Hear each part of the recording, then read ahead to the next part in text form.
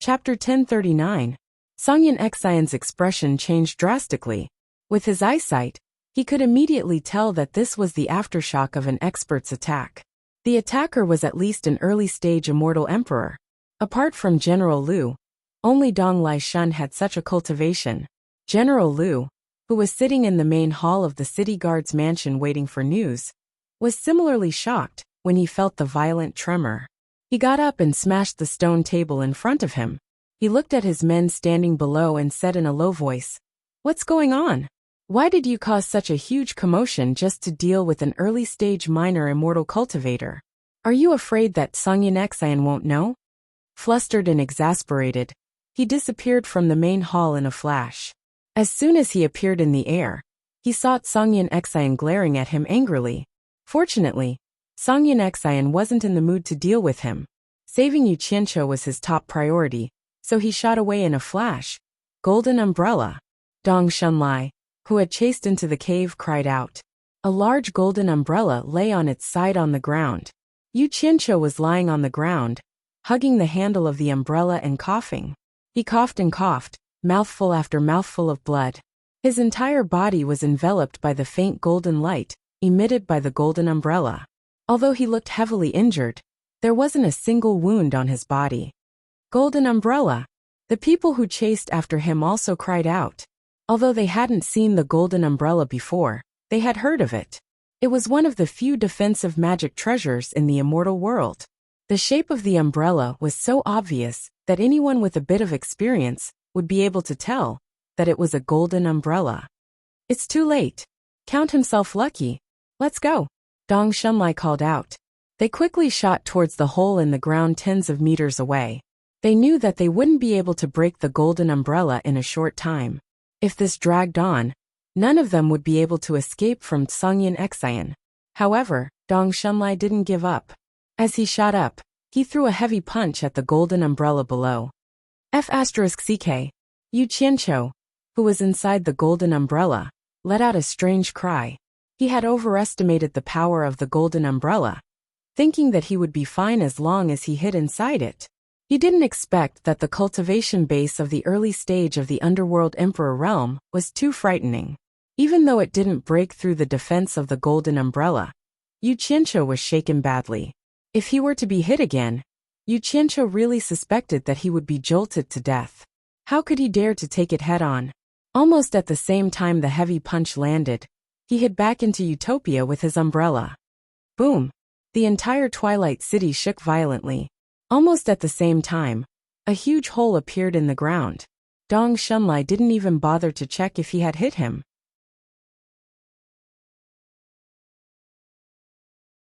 Just as he was about to escape into the sky, a mournful cry suddenly erupted from the large hole that had been blasted open. Songyan Exion. F***ck your ancestors, they want to run. Stop them for your father. Don't let a single one of them escape. Although the voice came from underground, the hysterical anger had faintly penetrated the ground. Everyone outside could hear it clearly. Everyone could tell that it was a roar with all his strength. He really isn't dead. Dong Shunlai's expression twitched. He wanted to turn back and beat him up a few more times, but there was no time. If he didn't escape now, when would he? Songyan Exion, who was rushing over, immediately understood what it meant when he heard they want to run. He wasn't angry at all about F***king his ancestors. When he heard that Yu Qianqiu was cursing with such vigor, his spirit was lifted. That guy was obviously still alive, and didn't have time to listen to what he said next. As his eyes flashed, he immediately saw 7 streams of light shooting out from the ravine hundreds of meters away. They scattered in a fan shape and fled. It was a smart idea. It all depended on who was unlucky or lucky. Bang! Songyan Exion's roar resounded through the world. He wanted to catch 7 people who were running away. He wasn't sure if he could, but he was sure that he could kill 7 dead people. Clang! A soft sound reverberated through the world. Even the air between heaven and earth trembled slightly. A dazzling white light came out from his sleeve and instantly illuminated the entire Twilight City. The people who were used to the darkness found it difficult to adapt to such a dazzling light. They subconsciously raised their sleeves to cover their faces or closed their eyes. They could only hear the roaring wind in their ears. Those who were close to the light were instantly swept away by the strong airflow. Dong Shunlai, and the others who were scattering in all directions, only saw a vast expanse of whiteness. They immediately sensed a powerful aura that blotted out the sky and covered the earth behind them. Looking back in fear, they saw a powerful beam of light sweeping towards them at an unbelievable speed. The aura that assaulted their faces was suffocating and forcefully poured into their lungs. They couldn't even block it. The 7 of them were scared out of their wits. Almost subconsciously, they used all of their cultivation to form a protective aura shield. However, the protective aura shield was easily destroyed like an eggshell. The 7 of them spat out a mouthful of blood and were instantly swallowed by the strong light that swept across. The 7 screams were swallowed as soon as they sounded. Many people who were watching from behind did not have time to escape. Suddenly, shrill screams rang out, but they were swallowed in the blink of an eye. Rumble! The earth trembled as if the sky and earth were about to be turned upside down. When the strong light disappeared, the world returned to calm. The people who were hiding in the air slowly opened their eyes, and suddenly became dumbfounded. Half of Twilight City, which covered an area of dozens of miles, had collapsed starting from near the central square. Especially in the direction where Songyan Xian was facing. 1/3 of the city walls that were spread out in a fan shape were instantly smashed into powder. Not even a complete stone could be seen. On both sides of the fan shape were large collapsed houses. Dozens of mountains dozens of miles away had been razed to the ground. Smoke and smoke filled the air for a long time. Song Yunxin floated silently in the air, silently adjusting his aura. Pulling out the sword had consumed a lot of his cultivation base. He stared coldly in front of him, his right hand holding the sword horizontally in a slanted manner. This sword was not like an ordinary flying sword. The blade was longer and wider, and the temperature seemed to be very high. It was enshrouded in a dense white mist that curled up and dissipated. Finally, the blade slowly turned from white to clear, like a pool of autumn water. At a glance, one could tell that it was not an ordinary sword. Otherwise, it would not have been able to withstand such a powerful force. Could this be the Heartless Palace's 3 swords in 1 sword draw style? Some whispers sounded, and countless horrified eyes looked at Songyan Xian. They were filled with disbelief. They could not imagine that the power of one person could burst out such a powerful force. Looking at the dust-filled area in front of him, there was not a single figure to be seen. From the miserable cries earlier, it was obvious that besides the 7 people who had fled, there were countless others who had been annihilated by this sword strike. In fact, Songyan Xian did not want to kill innocent people. But after the power of that sword was released, he could not control the killing range. He would not stop until the power was completely exhausted. Shen Yu was dumbfounded. He did not expect to have such a powerful master by his side these days. This was the sect's 3 swords in 1 sword draw style. He Jinquang could not suppress the excitement on his face. He had long heard that the sect leader Wang Qing's 3 swords in 1 sword draw style was extraordinary, but he had never had the chance to see it for himself. It turned out that its power was so terrifying. General Lu looked at Songyan Xian with a gloomy expression. He could not suppress the chill in his heart. Although his armored subordinates were flying behind him, he knew that no matter how many of them there were, they would not be able to block that sword in the cave below.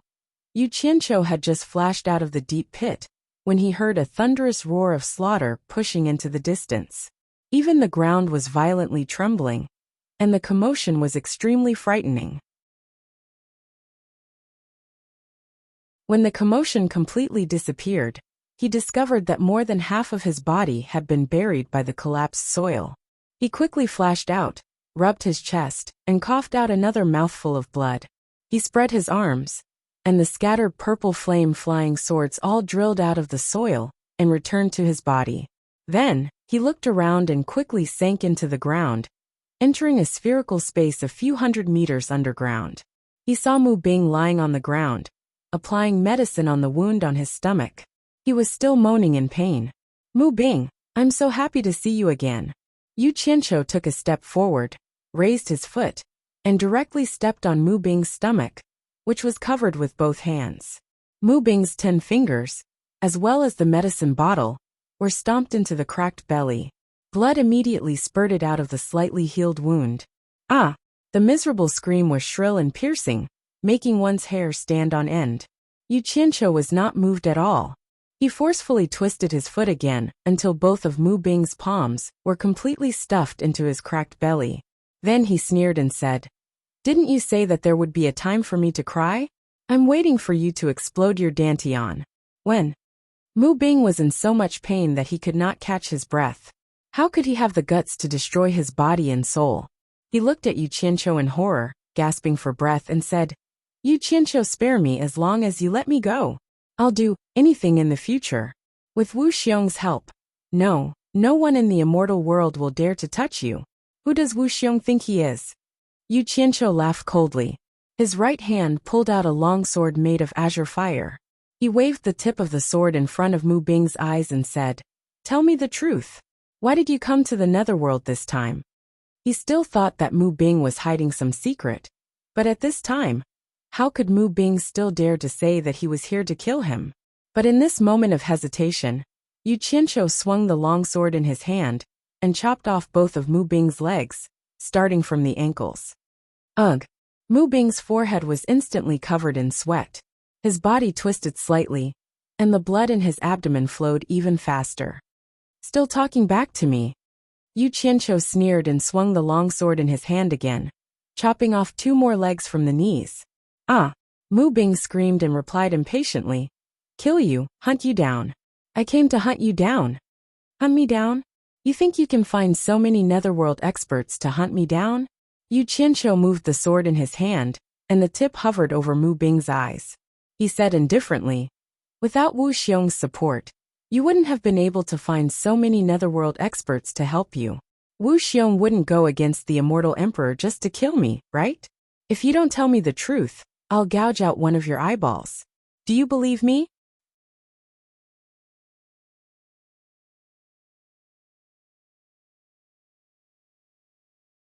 Chapter 1040. Mu Bing's pupils shrank as the blade swayed slightly in front of his eyes. He had no doubt that Yu Qianqiu was joking. If he was unhappy, Yu Qianqiu's sword would gouge out one of his eyeballs. He hurriedly said, "I deliberately told Wu Xiong that you had once pursued Tianjiao, and that the relationship between the two of you had always been ambiguous. This aroused Wu Xiong's jealousy, and made him use his power to help me kill you." Yu Qianqiu choked and was speechless. Let's not talk about whether or not he had an ambiguous relationship with Mu Tianjiao. Even if he did, was this something that a father could say? Not to mention that he didn't. He really couldn't imagine that a father would slander his own daughter's reputation like this. Not to mention him. Even the dead Dong Shunlai would never have thought that the problem he couldn't figure out before was actually caused by Wu Xiong's jealousy. It should be known that sometimes, no matter how shrewd a man was, he couldn't stand his woman having an ambiguous relationship with another man. Because of this, he would often do something impulsive that he would regret. So that's how it is. Yu Qianqiu shook his head slightly. He didn't think that Mu Bing was lying. He slowly let out a breath and said, "I give up. You're even slandering your own daughter. Let me ask you, does Mu Tianjiao know that you came to kill me?" "No. Wu Xiong and I hid it from her. If she knew, she definitely wouldn't agree," Mu Bing replied hurriedly. He blurted it out without thinking, fearing that he would be killed if he didn't answer in time. Hearing this, Yu Qianqiu finally felt a little better. Fortunately, he didn't misjudge Mu Tianjiao.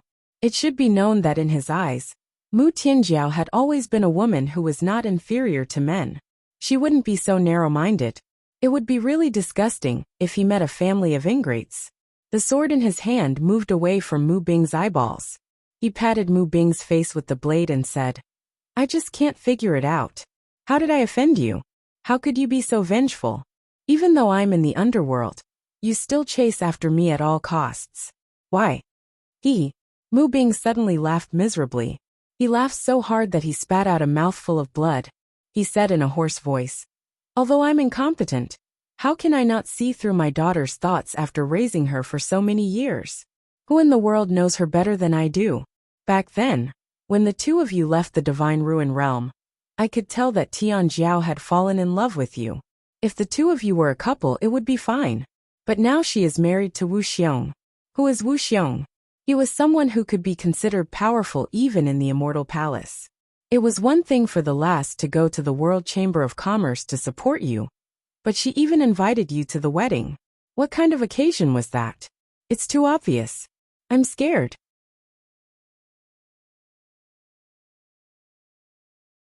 I'm afraid that the lass will do something impulsive and ruin her hard-won happiness.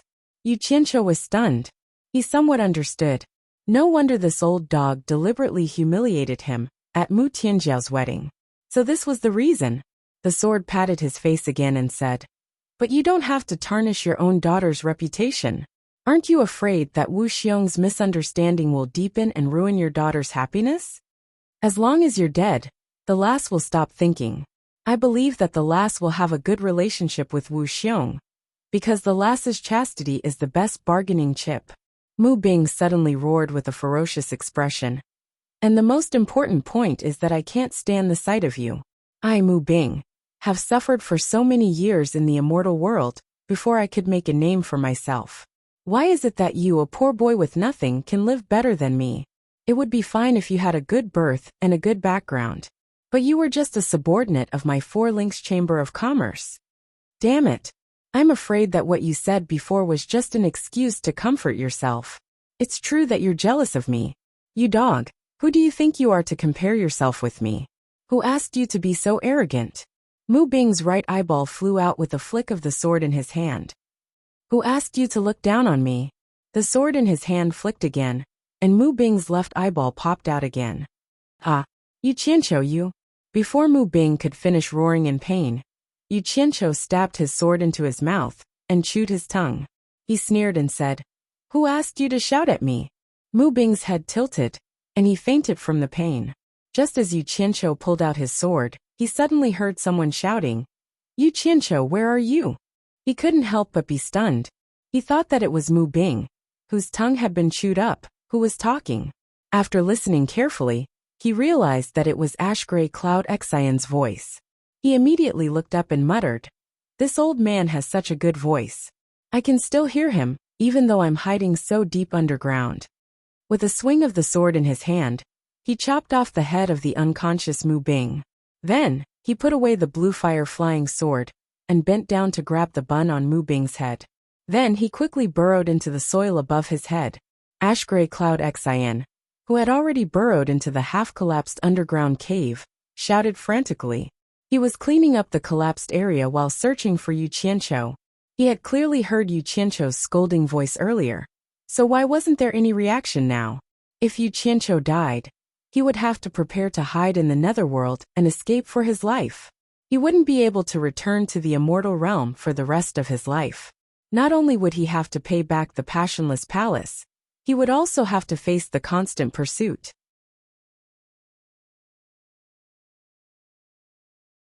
How he wished that Yu Qianqiu would scold him again. It didn't matter how vicious the scolding was, as long as he wasn't dead. Suddenly, Ash Gray Cloud Xian's sharp divine sense detected some movement in the collapsed area in front of him. He was delighted to see Yu Qianqiu bursting out from the ground, holding a bloody head in his hand. It was Mu Bing's. Ash Gray Cloud Xian quickly suppressed the pleasant surprise on his face, and said with a cold expression, "Did you kill Mu Bing?" However, he was astonished inwardly. Even after being attacked by several meditation practitioners, including a netherworld emperor at the preliminary stage, they still couldn't kill him. It was a miracle that this guy was still alive. Half of Yu Qianqiu's body was covered in blood. He shook the head in his hand and said with a cold smile, "Do you think he came for me? You are very wrong. I have just interrogated him. The person he wanted to kill is indeed me, but it was Wu Xiong who played tricks behind the scenes. The real target is your heartless palace. I don't know how your heartless palace offended Wu Xiong. Damn it. He wanted to kill me to use the powerful force of the immortal palace to eradicate your heartless palace. I am so unlucky. If I knew this would happen, I wouldn't have asked the heartless palace to protect me. Don't talk nonsense here. Do you think I will believe your provocation?" Ash Gray Cloud Xian was shocked, but he still said coldly, It is you who offended Mu Bing. Mu Bing is here for revenge. Touch your conscience when you say this. Yu Qianqiu patted his chest and lifted Mu Bing's head. He sneered. Let's not talk about the others. Do you think he can find an early-stage underworld emperor to help him? In fact, you know that Wu Xiong is behind this. Without Wu Xiong's support, it is still a question whether he can come to Twilight City. Ash Gray Cloud Exine didn't care. You have the Immortal Emperor's decree on you. Wu Xiong doesn't have the guts to oppose the Immortal Emperor. That's right. Although Mu Bing has confessed, I don't understand what you said. Wu Xiong is a member of the Immortal Palace. Why would he take the lead to oppose the Immortal Emperor? Could it be that he was tired of living? I don't get it. Yu Qianqiu shook his head. Suddenly, he was startled and revealed a suspicious expression. I say, old Ashgray, do you think the Immortal Palace doesn't want your heartless palace to grow, so they sent me here to compose a song? In reality, it was all planned. They just wanted to sacrifice me to find an excuse to take care of the heartless palace in the open. Ashgray Cloud Exine couldn't hide the shock in his eyes. He even suspected that the Immortal Palace was aware of Sect Master Wang Qing's secret, so they planned this. However, he thought of a suspicious point and calmed down in the blink of an eye. He snorted. Don't try to sow discord here. You were the one who wanted me to protect you. So the Immortal Palace gave the decree to the Heartless Palace. Could it be that you have already colluded with the Immortal Palace, and even sacrificed your life to be loyal to the Immortal Palace? It would have been fine if you didn't say it, but I'm even more suspicious now. Yu Qianqiu rubbed his blood-stained chin. You know about the Great Bright Wheel, right? What does this have to do with the Great Bright Wheel? Ashgray Cloud Exine squinted his eyes and asked. The Immortal Emperor ordered me to compose a song, and the person who passed the decree was the Great Bright Wheel. What's so strange about that? The Great Bright Wheel is in charge of the Immortal World Commerce Alliance, and the illusionary Immortal City is his territory. Your World Commerce Alliance is in his territory, so it's normal to find him to pass the decree, Ashgray Cloud Exine said calmly. That's normal, but now that I think about it, the most abnormal thing is that he was the one who asked me to come out to collect new things. When I was worried that we would become enemies, and that you would secretly plot against me, he suggested that I find you to protect me. He said that you have mastered the Heartless Palace's 3 swords into 1 sword drawing style. With your protection, few people in the world can touch me, so it's definitely safe. Yu Qianqiu put his head behind his back and said suspiciously. And I was worried that you wouldn't agree, but he told me to find you first. If you didn't agree, he would think of a way to ask for a decree from the Immortal Palace, and have the Heartless Palace's sect master Wang Qing pressure you. At that time, you would have no choice but to agree. Because he is friends with Yin Peng and Wei Chuanqiu, I believed him. You know what happened next? Ashgray Cloud Exine was shocked when he heard this, and he gritted his teeth as he muttered to himself. So this was all a trap that was already planned. F***ck. I only realized it now. I clearly knew that if I begged you, you definitely wouldn't agree to protect me. But I was still foolishly tricked by him to find you, thinking that I could disgust you. Now that I think about it, the advantage of doing this is to get rid of their suspicion. It's easy to announce to the public that I begged you but couldn't. So I begged the Immortal Palace. And for the Immortal Emperor's wedding, the Immortal Palace had no choice but to fulfill my request and send a decree to the Heartless Palace.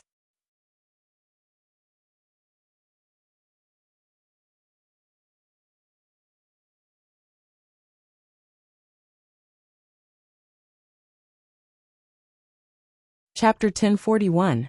At this point, Yu Qianqiu suddenly took out his empty hand from his back and slapped his thigh. He exclaimed in shock, "Oh my God! The Chamber of Commerce's Great Bright Wheel Master, the Immortal Palace's External Affairs Commander Wu Xiong, and they even mobilized an early-stage Underworld Emperor expert in the Underworld. Even the Dark Army is involved. Could it be that such a large force is working together just to kill me? Yu Qianqiu? What a joke! They think too highly of me, Yu Qianqiu." He frowned and turned to Cong Yunxin, who was frowning in thought. He hit his chest with the back of his hand and asked, "Old Song, Help me analyze this. You see, such a large force is definitely not something an ordinary person can control. Do you think that immortal Emperor Jin Tai is behind all this? Otherwise, who would be able to mobilize these people? Your expression changed. Could I have guessed correctly? Is it really against your heartless palace? Then I'm being wronged. Song Yunshin's expression did change. After being analyzed by Yu Yang's vicious mouth, and the facts laid out in front of him, it was hard not to believe it. He couldn't help but connect all the things that had happened from start to finish and think about it. The immortal emperor suddenly issued a decree to a small world chamber of commerce master to have him compose for the immortal emperor's wedding. This was an unimaginable matter, and many people still couldn't understand it. Then, the great bright will instigated Yu Qianqiu to seek his protection. This was believable. Unless Yu Qianqiu was an idiot, he would be able to figure it out even if he used his ass to think. It was absolutely impossible for Yu Qianqiu to agree. If it wasn't for someone's instigation, if Yu Qianqiu really wanted Yi Futian to protect him, he could have directly asked the immortal palace for help. Why did he have to go around in a roundabout way to humiliate himself, and then ask the immortal palace for help? Was there something wrong with his brain? With this scoundrel's craftiness, he definitely wouldn't do such a stupid thing. The Great Bright Will clearly wanted to get rid of the suspicion that the immortal palace was behind this. At the same time, the sect happened to monitor the Great Bright Will visiting the World Chamber of Commerce several times. Normally, it would be difficult for a large sect to invite him, let alone visit the World Chamber of Commerce so frequently. After he refused, the immortal palace used Yu Qianqiu's mouth to issue a decree to the Heartless Palace to force him to protect Yu Qianqiu. The most ridiculous thing was that when something happened to a minor character like Yu Qianqiu, the entire Heartless Palace would be implicated. The reason was that he was afraid he wouldn't protect Yu Qianqiu and would miss the immortal emperor's wedding ceremony. The decree was equivalent to the Heartless Palace falling into a trap.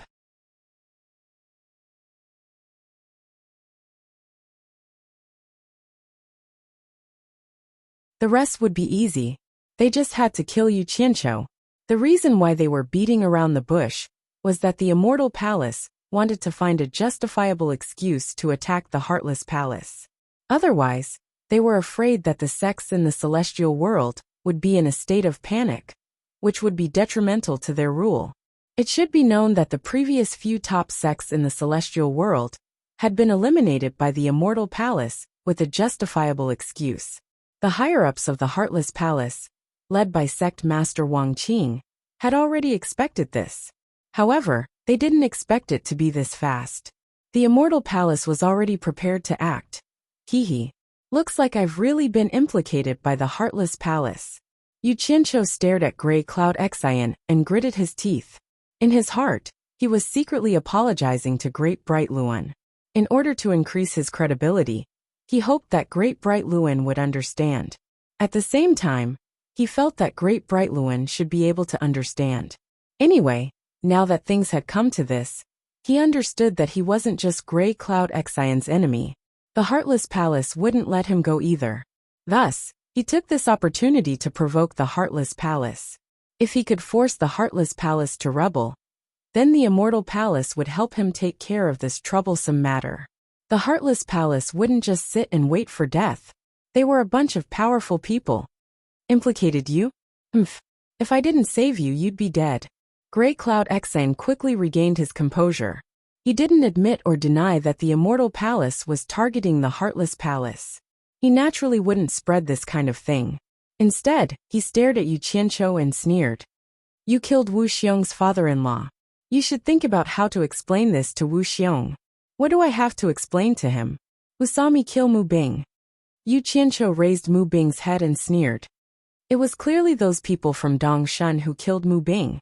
Don't act like nothing happened. You and I both know the reason behind this. The Immortal Palace must also know that we killed him. Not only will framing me benefit, but it will also buy time for the Heartless Palace to prepare.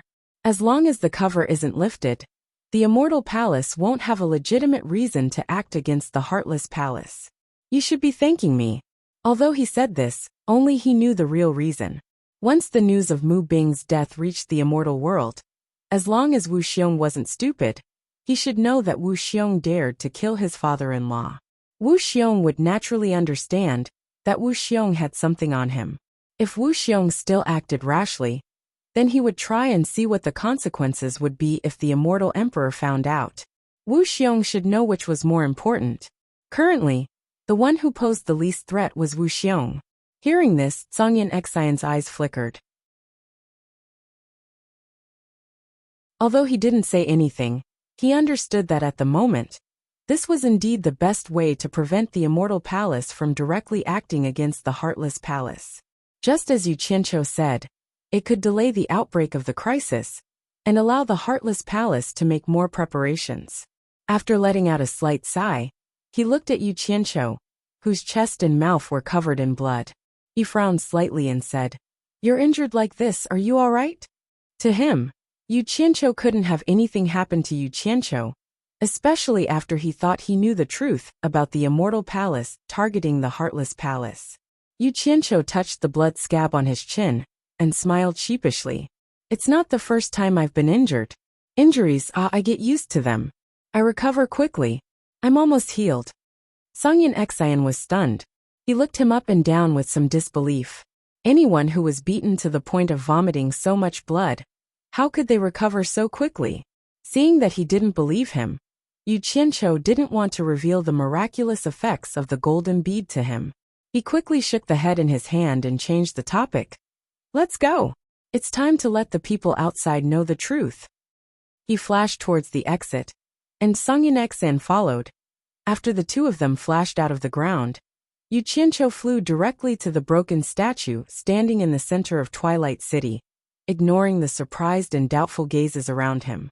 He landed on the top of the giant statue, looked around, and immediately stared speechlessly at the ruins of half of the city. After a while, he tilted his head and looked at Songyan Xian, who had landed beside him. He guessed that this old man had pulled out that shocking sword to scare people again. Withdrawing his gaze from Songyan Xian, he raised the head in his hand to the crowd and shouted at General Liu. "General Liu, your men colluded with Dong Shunlai and the others to kill the people of the immortal world. The heads are here. How do you explain that?" "Humph. Ridiculous. Who can testify to that?" General Liu gritted his teeth and said, "I suspect that you were the one who killed him and framed my men." "Liu," Songyan Xian shouted coldly. His right hand touched the storage bracelet on his left wrist. He took a step forward and said, "You took Mu Bing and the others out of the prison ahead of time, and Yu Qianqiu was locked in a cage by you. I only rescued him from the cage just now. How did he kill Mu Bing? Although the 7 criminals have already been killed by my sword, their frantic escape is obvious to everyone. Don't tell me you still want to lie through your teeth? Justice is clear. If you dare to brazenly accuse others, I, Songyan Xian, will not let you off even if I have to die." Yu Qianqiu was very pleased to hear this. His previous persuasion work hadn't been in vain. This was the first time that this old man had taken the initiative to cooperate with him. Furthermore, his reasoning was so reasonable and well-founded that Yu Qianqiu's suspicions were cleared. Now no one would believe that he was the culprit except for the mastermind behind the scenes. However, General Liu was one of the masterminds behind the scenes. He naturally knew that no one else could have killed Mu Bing. There was no one else but Yu Qianqiu. However, the inside story could not be made public. Moreover, Songyan Xian was clearly threatening him, so he could only suffer in silence.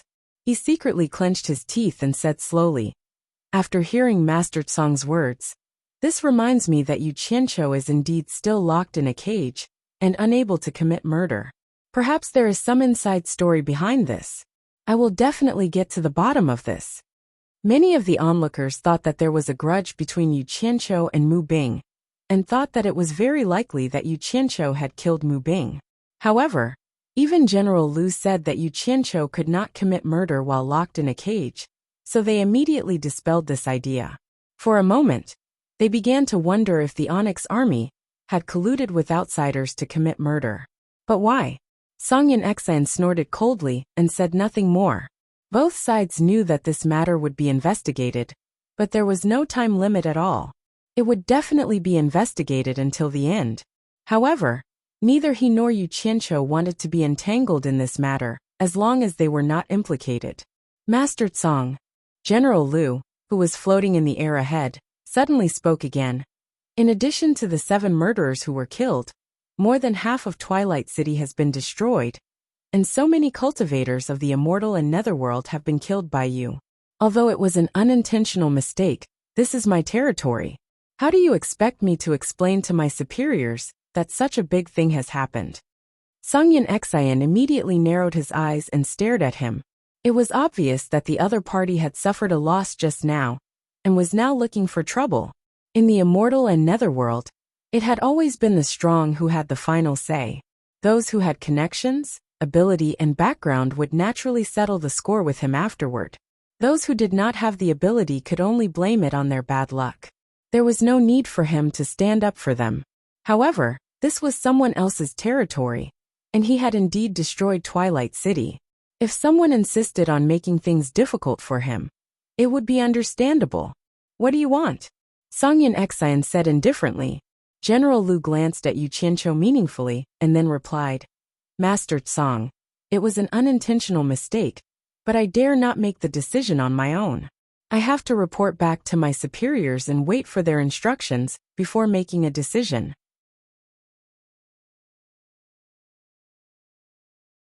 Before that, please cooperate with me and don't leave Twilight City for the time being. Otherwise, it will be difficult to find you.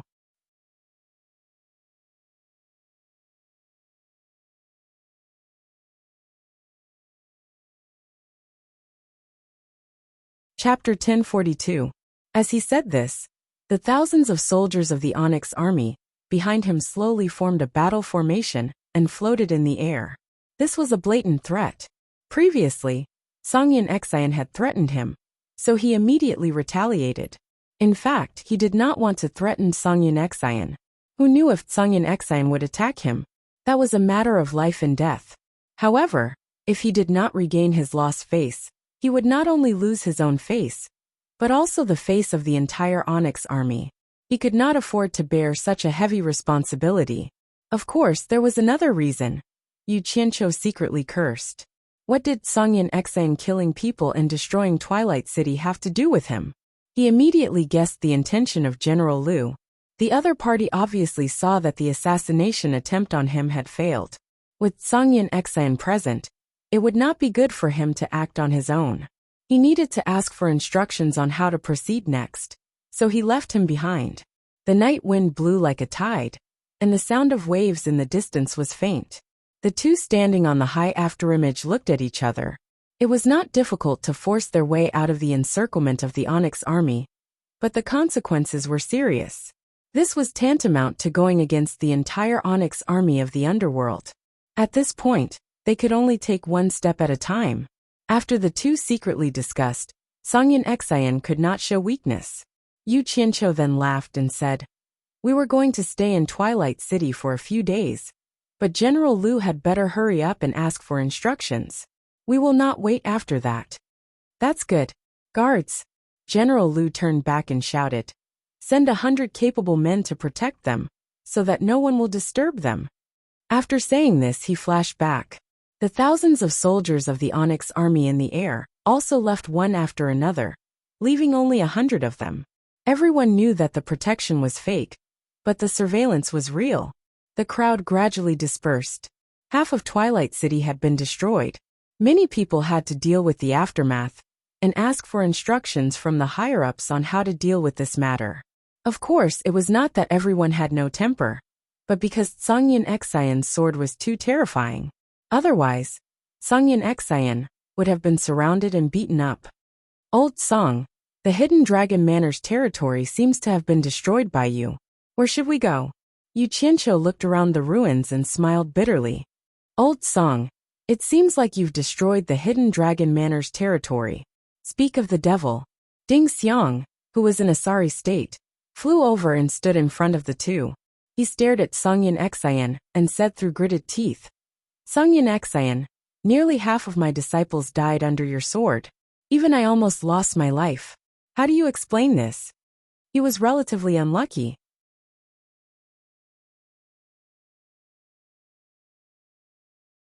because he did not want to get involved in the matters of these two people. He did not come out to watch the show for fear of being implicated. In the end, he was almost killed by a single sword strike from Songyun Xian. Fortunately, he was lucky enough to escape. It wasn't that he felt sorry for his dead disciples, but that he wanted to vent his anger. You are also clear about the matter. It is useless for me to explain.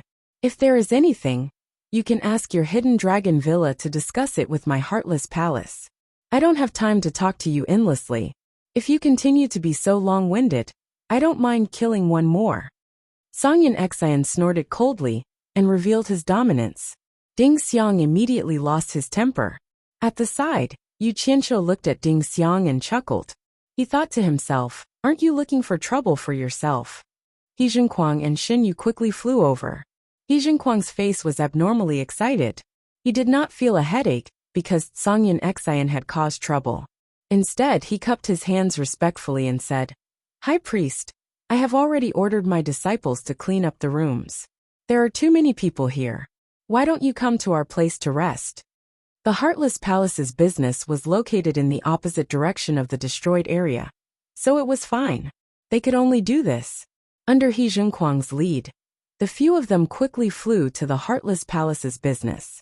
Ding Xiang, who was in a sorry state, was left speechless. Around the Heartless Palace's business, the hundreds of soldiers of the Dark Underworld Army were blatantly monitoring the surroundings. After He Zhenkuang personally arranged their accommodations, Songyun Xian took the opportunity when Yu Qianqiu led Xinyu to check the living environment to signal He Zhenkuang.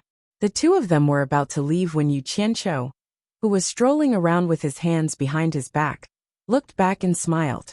He had roughly guessed what Songyun Xian was going to do. He immediately shouted, Elder He, please wait. The two of them stopped and turned around. He Zhenkuang smiled in confusion and said, What orders does sect leader you have?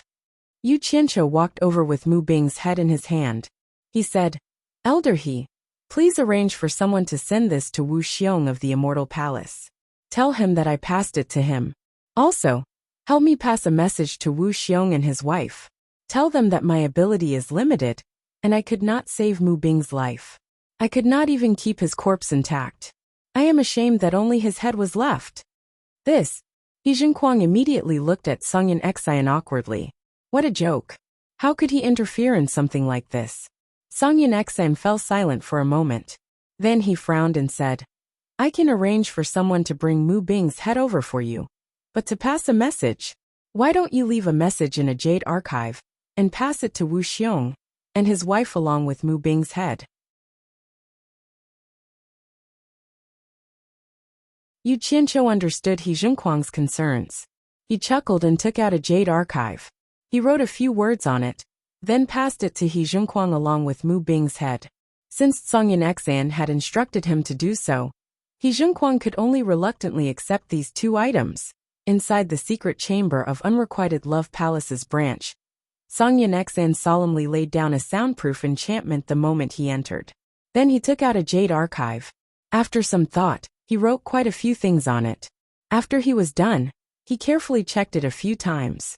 Then, he added a special restriction of Unrequited Love Palace onto the jade archive. He Zhenkuang's eyelids twitched. He knew that this restriction was a self-destruct restriction. If someone didn't know how to undo it and forcefully opened it, the contents of the jade archive would immediately self-destruct. Even he, an elder, wouldn't be able to undo it. Songyun Xian handed the jade archive over and said in a deep voice, Bring some people with you and return to the immortal realm immediately. You must personally deliver this jade archive to the sect master. Remember, it can only be handed over to the sect master. It cannot fall into anyone else's hands. If you run into any trouble along the way, you can say that you were entrusted by Yu Qianqiu to deliver Mu Bing's head to Wu Xiong. If you run into any trouble that you can't solve, destroy this jade archive immediately. It cannot fall into anyone else's hands. This is an important matter. Do you understand? If it weren't for the fact that he couldn't send messages across the two realms, and that he couldn't leave this place for the time being, He wouldn't have handed over the contents of this jade archive to someone else. He Zhenquang's expression turned solemn. To think that this was something that couldn't be handed over, and could only be presented directly to the sect master, unrequited love palace. He didn't even need to think to know that it was something extremely important. He immediately nodded and said, "Don't worry, High Deacon. I know what to do." After Sungyin Xian reminded him again, the two of them left the secret room together. He Zhenquang then quickly arranged the matters here. He himself picked dozens of people and quickly flew out of Twilight City. They weren't the only ones who left Twilight City at the same time. Since the Immortal Realm and the Netherworld couldn't send messages directly, the other sects had sent people back to the Immortal Realm to report what had happened here. In this way, everyone could travel together on the way, reducing a lot of risk. Yu Qianqiu leaned against the stone window. After seeing He Zhenquang leave with his people, he turned around and walked to Sungyin Xian, who had just entered the room, as if nothing had happened. He was a little puzzled and said, "I didn't expect so many sects to send people to guard Twilight City."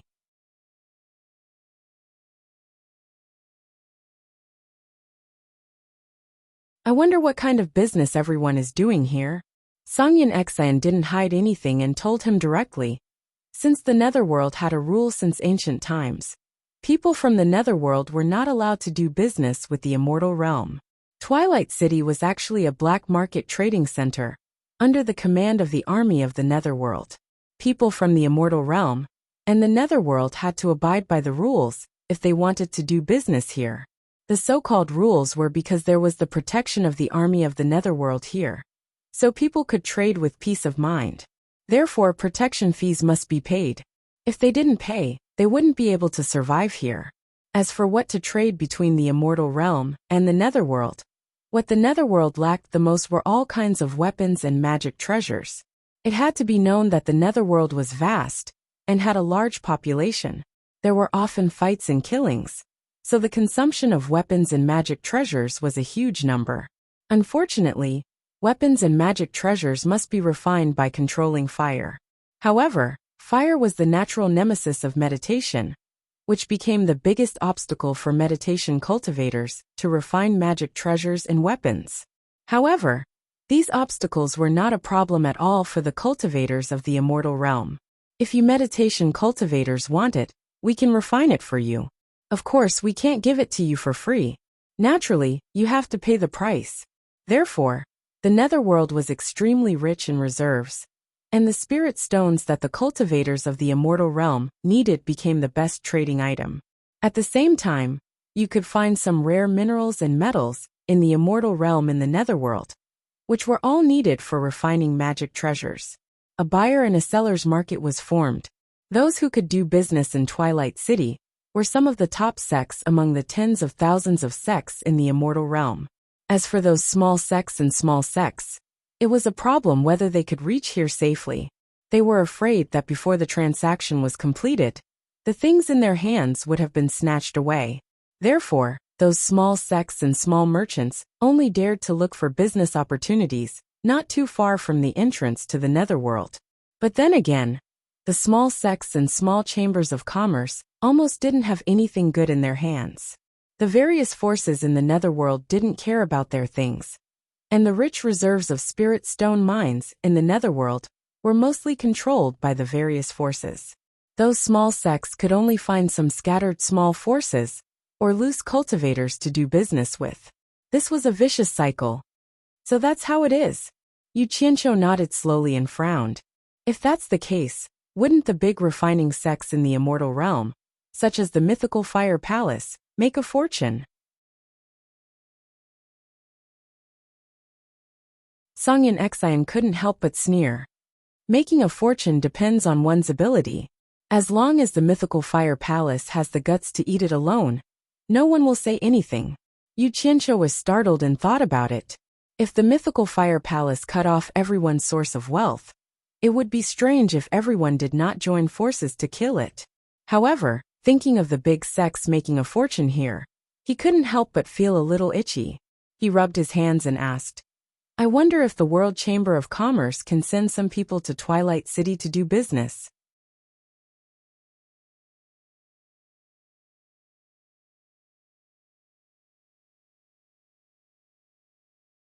Chapter 1043. There's nothing you can't do, as long as you have the ability to settle any trouble in the underworld. But, Songyun Exine looked out the window and said lightly, you should think of a way to get through this first. Hearing this, Yu Qianqiu's heart immediately stopped itching. His expression twitched. He wasn't afraid of trouble, but he couldn't make a fortune here if he didn't settle the trouble with the Onyx army. After all, this was the territory of the Onyx army, and a powerful dragon couldn't suppress a local snake. When he was imprisoned, he thought that he didn't have to worry about the Great Ming Wheel's owner token. He could ask the supreme commander of the Onyx army, Madame Heiqi, for help. But now, it seemed that he didn't know if Madame Heiqi had intervened in this matter, so he couldn't rush to take out the Great Ming Wheel's owner token. However, he had to solve this problem. First, he had to continue looking for Bai Changchun in the underworld. Even if he didn't look for Bai Changchun, he couldn't never come to the underworld again. Suddenly, Yu Qianqiu's eyes lit up. He suddenly remembered the woman with half her face covered by a black veil. He remembered that the underworld saintess had given Yu Ji a token, saying that it could help her when she was in trouble. He wondered if it was true or not. Old Song, have you heard of the underworld saintess? Yu Qianqiu asked as he rubbed his chin. Songyun Exine and Shen Yu looked at him almost at the same time, their expressions a little stunned. Songyun Exine asked suspiciously, the underworld saintess? I've heard of her, but no one has seen her before. It's said that this woman has always lived in seclusion, and is even more mysterious than the emperor of the underworld Bai Qi. She has a very high status in the underworld royal palace. Why are you asking about her? Don't tell me you know the underworld saintess. Shen Yu also looked suspicious. I really do know her. Yu Qianqiu shrugged at the two non-committally. It was fine as long as he confirmed that the underworld saintess was as powerful as she said. He changed the topic. After a while, he suddenly asked Songyun Exine mysteriously, do you have a secluded place that I can borrow? The kind where I won't be disturbed? What for? Songyun Exine was puzzled. Why are you asking so many questions? I have my own uses for it. Yu Qianqiu said mysteriously. Grey Cloud Exine looked slightly unhappy and said in a deep voice, follow me. After saying that, he walked out. Yu Qianqiu waved at Jiu Yu, indicating for him to follow. Songyun Exine led the two of them to the secret underground chamber. He wanted to see what Yu Qianqiu was up to. However, Yu Qianqiu said to him in a righteous tone, personal privacy. No peeking. Songyun Exine immediately flung his sleeves and walked out angrily. Shen Yu was very self-aware. He wanted to respect Yu Qianqiu's privacy, but Yu Qianqiu pointed at him and shouted, help me guard the door. Don't let anyone peek in. Shen Yu nodded and stood guard outside the door. Yu Qianqiu sealed the stone door of the underground chamber. After checking around the room, he suddenly disappeared inside. In the ghost realm of the human realm, under the gloomy clouds and the chilly wind, Yu Qianqiu suddenly appeared outside the Ghost King's hall. He strode towards the Ghost King's hall. The ghost cultivators guarding outside immediately knelt down in fear and trepidation to greet him. Before walking up the steps of the Ghost King's hall, Yu Ji and the rest were startled by the 3 words torture envoy. With Yu Ji leading the way, they all rushed outside to greet him. Rise! Yu Qianqiu raised his hand calmly at the crowd. He then pointed at Yu Ji and smiled. Come with me. The group of people slowly stood up with a respectful expression. Yes. Yu Ji followed behind Yu Qianqiu. The two of them walked up the steps in front of the Ghost King's hall and disappeared into the depths of the palace. After walking to the center of the hall, Yu Qianqiu stopped and looked around the Ghost King's hall. He found that it was still the same as before. There was no change at all. Yu Ji stood behind him and cupped her fists. Yu Ji awaits your orders? Yu Qianqiu turned around and looked at the beautiful lady in front of him. He could still vaguely remember the scene when they first met. He smiled. I'm here to borrow something from you. Do you still have the token that the underworld saintess gave you? Yu Ji was slightly startled. Then she quickly took out the black token that was less than the size of a palm from the storage bag at her waist and handed it over with both hands. Yu Qianqiu took it and looked at it again. On one side was a cloud pattern, and on the other side was a mountain. There were 6 peaks on the mountain. The 5 peaks surrounded the highest peak in the center. There was a majestic palace in the middle. The material of the token seemed to be a very rare kind of wood. It was completely black. It was the token that he had seen in the past. In the past, Yu Qianqiu wouldn't have known what the palace on the command token meant. However, his current experience couldn't be compared to the past. After pondering for a moment, he faintly guessed that the palace guarded by the 5 peaks was probably the illustrious Nether Imperial Palace. I'll borrow it for a while. I'll return it to you when the time comes. Yu Qianqiu put it away with a smile. His eyes inadvertently glanced at the storage bag at her waist. He took out 2 storage bracelets and handed them to her. I won't lend it to you for free. These 2 bracelets can be used as rent. There are 10 storage spaces in each bracelet. They are more convenient and useful than storage bags. Yuji was startled again. She immediately bowed in fear. Yuji doesn't dare. To her, the token was of no use at all. If it was not for the fact that Yu Qianqiu had mentioned it, she would have forgotten about it. Even if Yu Qianqiu asked for it, she would not feel anything. How would she dare to accept the rent from the torture envoy? Just take it. It's not something valuable. I have many of them. Yu Qianqiu grabbed her hand and forcefully shoved it into her hand. However, he was pondering in his heart. If that netherworld saintess wanted to find out why the token ended up in his hands, he would at least have a reason to deal with it. Yuji's body could not help but tremble. After so many years, he was the second man who had grabbed her hand. She held the pair of bracelets and bowed. Thank you, torture envoy. Yu Qianqiu did not want to be polite with her. He smiled and said, there's something you need to prepare in advance. You need to secretly look for a candidate to take over your position as the Ghost King. Don't announce it for now. Maybe I'll take you out of the demon realm soon. Ah. Yuji suddenly raised her head. Her eyes were full of surprise and anxiety. Most of all, she was confused about the unknown future. Don't think too much. I'm asking you to do something for me. Of course, this is just my temporary idea.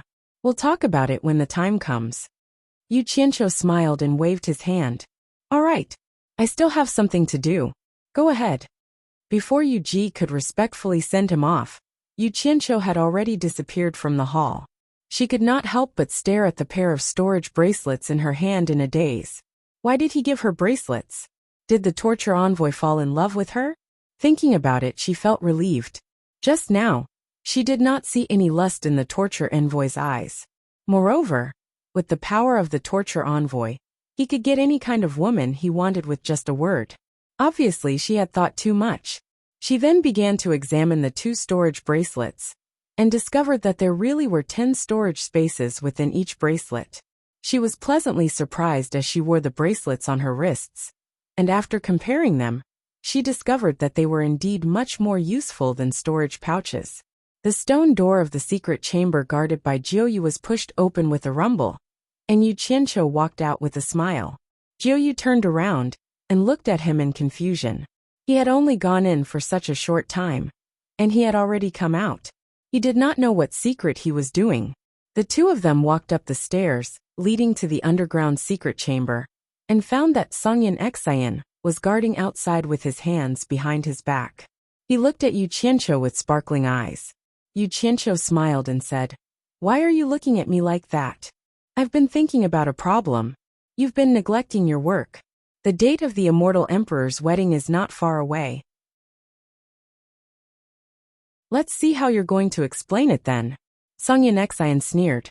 Yu Qianqiu climbed up the last stone step. He held his stomach with both hands and chuckled. You don't understand. Walking around and seeing more can increase the inspiration for composing. The reason why I wanted to find a place where no one would disturb me was that I suddenly had good inspiration and needed to sort it out. After that, he slowly walked away. Songyan Xian looked at his back skeptically. The 3 of them stayed in the same room for a whole day. Yu Qianqiu, who was sleeping soundly with his head covered, suddenly sat up. The other 2 people sitting cross-legged looked at him in confusion. Yu Qianqiu jumped off the stone bed, looked out the window, and said in a deep voice, What the hell is that Lu Lin doing? He hasn't reported back after waiting for a whole day. I still have things to do, and don't have time to play with him. They had now figured out the name of General Lu. Then what do you want? Do you really have the guts to go against the army of Onyx? They don't care if you have the immortal emperor's Dharma body or not, Songyun Xian said disdainfully. If a tiger doesn't show its might, you think I'm a sick cat. Let's go. Let's go find him. Yu Qianqiu strode outside. He was full of confidence now, and was just waiting for a chance to go crazy. He had waited patiently for a day, and would not wait another day. Songyun Xian wanted to stop him, and tell him not to be impulsive, but Yu Qianqiu had already flown into the sky. He hurriedly chased after him with Xinyu. Stop! A loud shout sounded. 100 figures surrounded the three of them from all directions. The leader held a saber at his waist and said coldly, "Where do you want to go? Tell that Lu guy to come see me," Yu Qianqiu said with a gloomy expression. The leader said indifferently, "The general is not free right now." Quite arrogant. Then I'll go see him. Yu Qianqiu's body moved, and the leading general pulled out his saber with a clang. The surrounding 100 soldiers immediately pulled out their sabers in a threatening manner. This immediately attracted many people to fly into the sky to watch. Get lost! Yu Qianqiu shouted, and slapped with one palm. Countless purple flame high-energy sabers immediately spun around him like a tornado, wrapping him up and rushing forward. He did not suppress the terrifying aura that could make the meditation cultivators' hearts palpitate. The people who blocked him did not know the depth of his aura, and immediately dodged in shock. Songyun Xian was shocked. What was wrong with this kid? He dared to attack the Onyx army without a word. Jiu Yu and Songyun Xian quickly followed. The meditation cultivator general who dodged did not dare to forcibly stop Songyun Xian without receiving a death order. So he let the two pass. However, he then took out a black horn, raised it in front of his mouth and blew it. The dull sound of the horn immediately resounded throughout Twilight City. Countless people were startled by the battle horn of the Onyx army and flew into the sky to see what was going on. More than 1,000 soldiers of the Onyx army quickly flew into the sky with a murderous aura. General Lu Lin, who was leading them, strode out of the city guard's mansion. Yu Qianqiu and the other two stood at the gate of the city guard's mansion. Songyun Xian and Jiu Yu looked at Yu Qianqiu in front of them with some bewilderment. They did not know what this guy wanted to do. The surrounding crowd looked at the three of them in shock. They were a little worried that Songyun Xian would make a move again and cause trouble for everyone. General Lu Lin looked at the three of them with burning eyes and said in a deep voice, "What's going on?" The general who blew the horn quickly came over and reported, "General, Yu Qianqiu said he wants to see you. I told you that the general is not free, but he attacked the Onyx army." Lu Lin suddenly stared at Yu Qianqiu, and he sneered repeatedly. "How audacious of you to dare make a move against my Onyx army. Do you really think we're just there for show? Don't talk nonsense here." Yu Qianqiu stood with his hands behind his back and said expressionlessly, "I gave Madame He Qi face and waited patiently for a day. Didn't you say you were going to report to the higher-ups? I'm here to listen to your higher-ups' decision. If there's nothing else, I'll be leaving first." Lu Lin completely ignored Yu Qianqiu and only stared coldly at Songyun Xian. "Consecrated Songyun, I only have one question for you. Are you going to stay and wait for instructions from our higher-ups? Or are you going to accompany Yu Qianqiu and force your way out?" The threat in his words was very strong. Songyun Xian's eyes flickered. It was easy to charge out, but he couldn't escape forever. The Onyx army was filled with experts.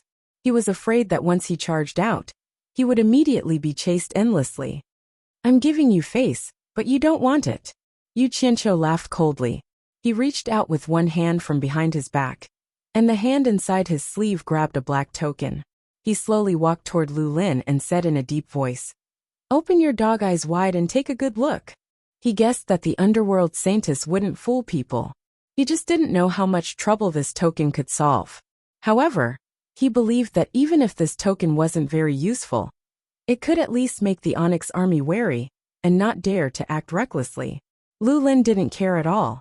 He stared at Songyun Xian and was about to interrogate him when the expressions of the soldiers beside him changed at the same time. Suddenly, all of them knelt down on one knee toward Yu Qianqiu. "What are you doing?" Lu Lin was startled and shouted to his left and right.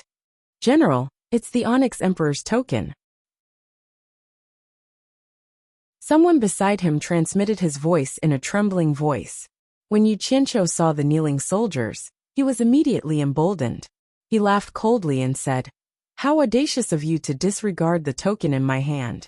I want to see how many heads you have." When Lu Lin's gaze shifted to the token in Yu Qianqiu's hand, he was immediately stunned by the pattern of 5 peaks surrounding and protecting the main peak.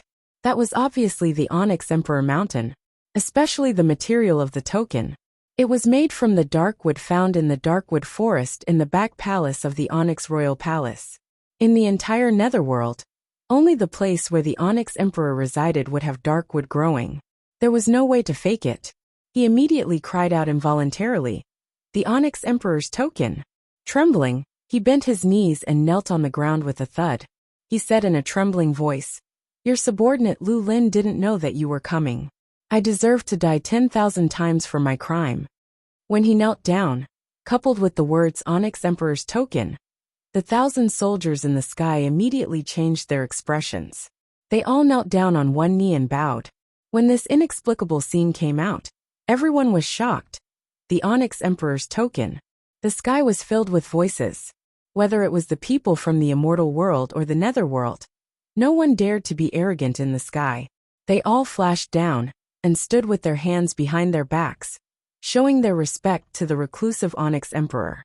Song Yun Xian and Shen Yu looked at Yu Qianqiu with their mouths agape. They couldn't have imagined that Yu Qianqiu would suddenly do this.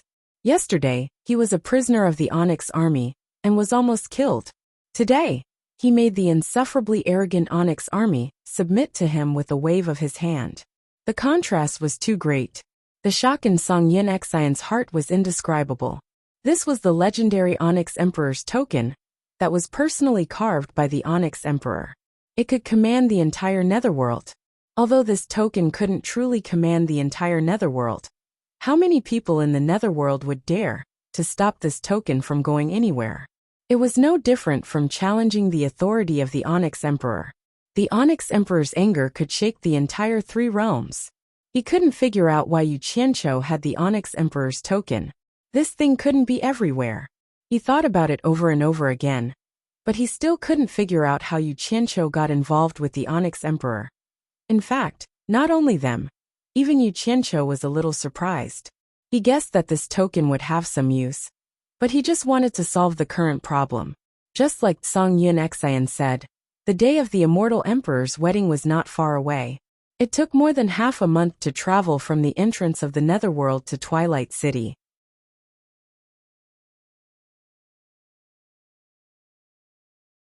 Then, he would have to travel through the endless horizon to find Bai Changchun in the forbidden area of the Netherworld. Who knew how much time it would take? Including the time needed to go back and forth, there really wasn't enough time. He couldn't afford to waste time here, so he borrowed the token in Yuji's hand, ready to solve the problem quickly. But he never dreamed that it would be the Onyx Emperor's token in his hand, the token that could make the army of the dark underworld surrender at its feet. It was over. Wasn't that Saintess of the Netherworld trying to cheat him? How could this thing be given away so casually? The key point was that it was given to a weak ghost cultivator like Yuji. Anyone would think that it was definitely not something too valuable. If it wasn't so, how could he take it out and cause such a big commotion? Yu Qianqiu smiled bitterly in his heart. At present, he had solved the problem quickly, but this token turned out to be the Onyx Emperor's token. Its power was a bit too much. Looking at the current situation, it was obvious that even an expert at the early stage of the Netherworld Emperor was trembling and kneeling at his feet. He was afraid that there would be more trouble in the future.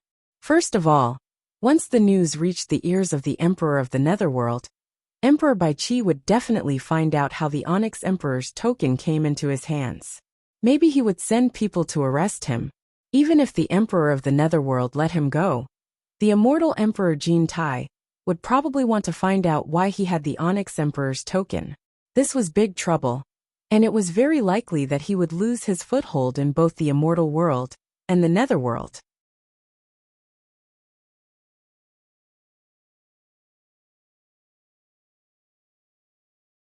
Chapter 1044. Yu Qianqiu slowly lowered his raised arm and put the token of the Underworld Emperor into his sleeve. He had 1,000 thoughts in his mind, but he looked calm on the surface as he walked toward the city guard mansion. When he passed by Lu Lin, he tilted his head and glanced at him, saying calmly, "Come with me." "Yes." Lu Lin quickly stood up and followed Yu Qianqiu into the city guard's mansion. Thousands of soldiers knelt motionlessly outside. No one dared to stand up on their own. Songyan Xian and Shenyu were still in shock. Looking at Yu Qianqiu's back, they didn't dare to follow him in without permission. Yu Qianqiu's identity became the biggest question in their minds. In the main hall of the city guard's mansion, Yu Qianqiu casually set up a soundproof barrier.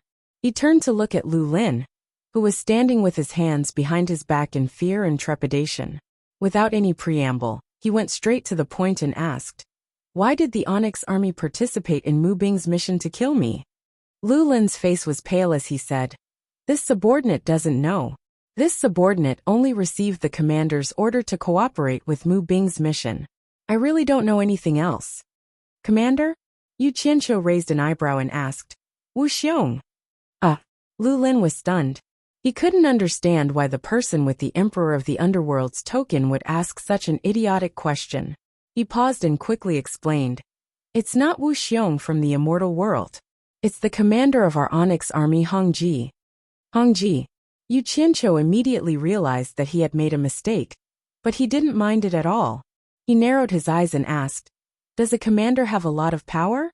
What rank is it in your Onyx army?"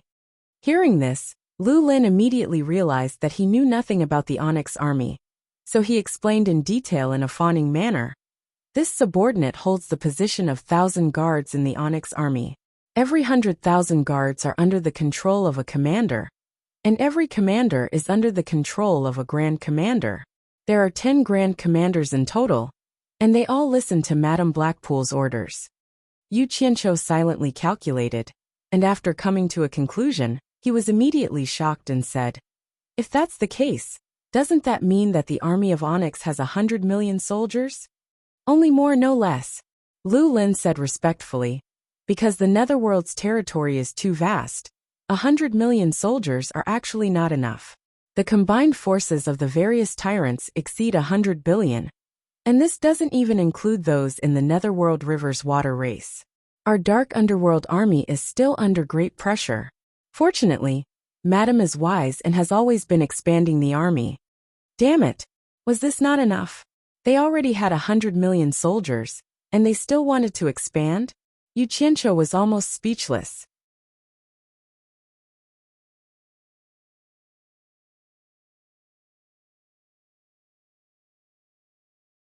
He only had 1 million cultivators in the human world, and most of them were below the soul formation stage. Every soldier in the Onyx army was at least a minor immortal. This Madame Blackpool's power was astonishing.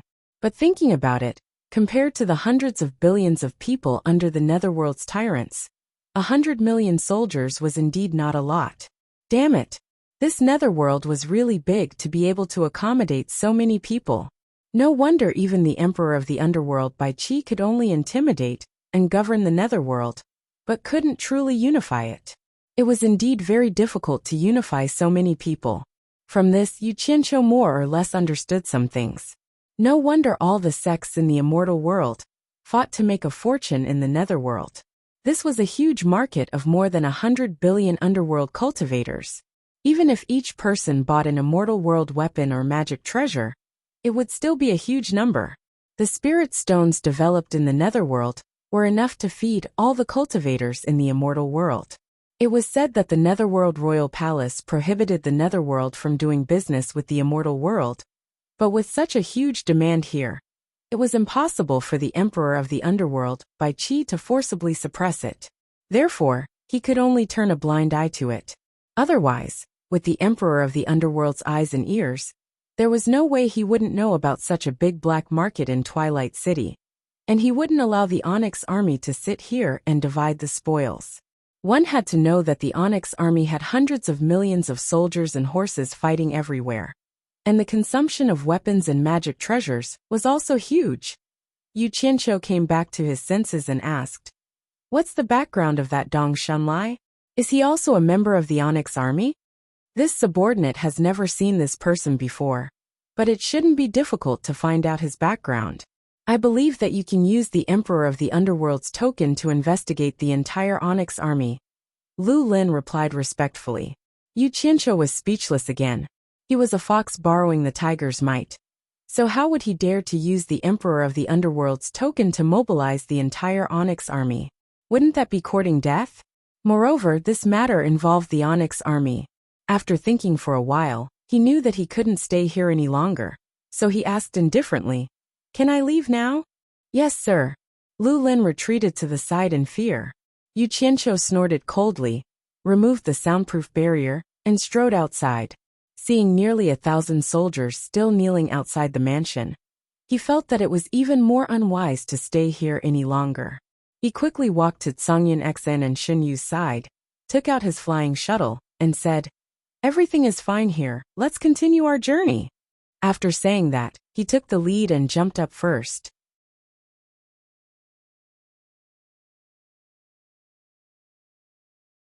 Songyan Xian and Shen Yu looked at each other, not knowing why he was in such a hurry, but they also flashed up. Yu Qianqiu didn't even look back as he flew away on his flying shuttle, leaving a group of people in Twilight City speechless. After a long time, Lu Lin confirmed that Yu Qianqiu had really left, and then he ordered his men to stand up. He felt like he was dreaming. Yu Qianqiu didn't hold him responsible for anything. On the flying shuttle far away from Twilight City, Yu Qianqiu suddenly shouted, Old Song, you drive, let's hurry up. This time, Songyan Xian didn't insist. He took over Yu Qianqiu's hand, and after flying for a while he suddenly asked, Yu Qianqiu, you have the Emperor of the Underworld's token. Why didn't you take it out earlier? Seeing that no one answered, he looked back and found that Yu Qianqiu was frowning and thinking about something. So he asked again, Why are you in such a hurry to leave? You have the Emperor of the Underworld's token. Did you ask about the assassination? Ask what? Yu Qianqiu came back to his senses and smiled bitterly. My Emperor of the Underworld's token is fake. If I continue to stay, I'm afraid I won't be able to leave. Old Song, you should go as fast as you can. I'm afraid there will be pursuers if you are too late. His words were half true and half false. In short, he hoped that Songyan Xian could hurry up and reach the mysterious forbidden area of the underworld as soon as possible. Anyway, it was not good to stay in the underworld for a long time. Songyan Xian and Shen Yu were speechless at the same time. They looked back at him in disbelief. They didn't expect him to dare to fake the Emperor of the Underworld's token. Now they understood why he was in such a hurry to leave. Fake the Emperor of the Underworld's token? Can't they tell the real from the fake? Yu Qianqiu, you are not joking, are you? Songyan Xian was still in disbelief. Yu Qianqiu smiled bitterly and said, I didn't know it was the Emperor of the Underworld's token. I just saw it once by accident. I heard that this token is very useful in the underworld, so I made a replica. I just wanted to use it to solve the problem at hand. I didn't expect it to be the Emperor of the Underworld's token. If I knew it was the Emperor of the Underworld's token, I wouldn't have taken it out. But don't worry, they won't find out for a while. I think you are really tired of living. You even dare to fake the Emperor of the Underworld's token. Is there anything in this world that you don't dare to do? Even if you want to die, you don't have to drag the two of us into this. Songyan Xian's face darkened on the spot. He had thought it strange earlier. How could Yu Qianqiu have the Emperor of the Underworld's token? It was unbelievable. It turned out that it was a fake. Damn it. I said I didn't do it on purpose. Didn't I do it with good intentions? Yu Qianqiu said angrily, I really don't want to drag the two of you into this. If you are not happy, we will go our separate ways now.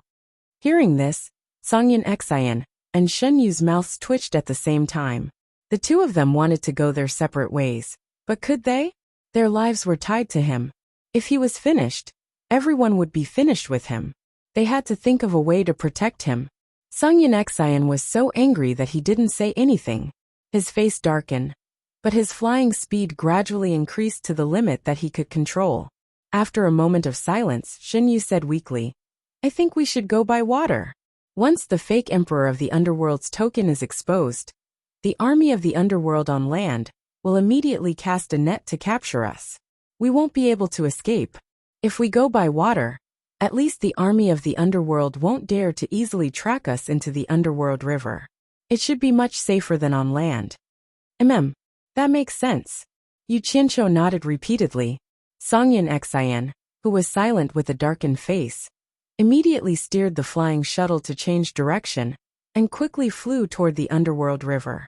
Fortunately, they weren't too far from the underworld river. Songyan Xian flew quickly and reached the shore of the underworld river in half an hour.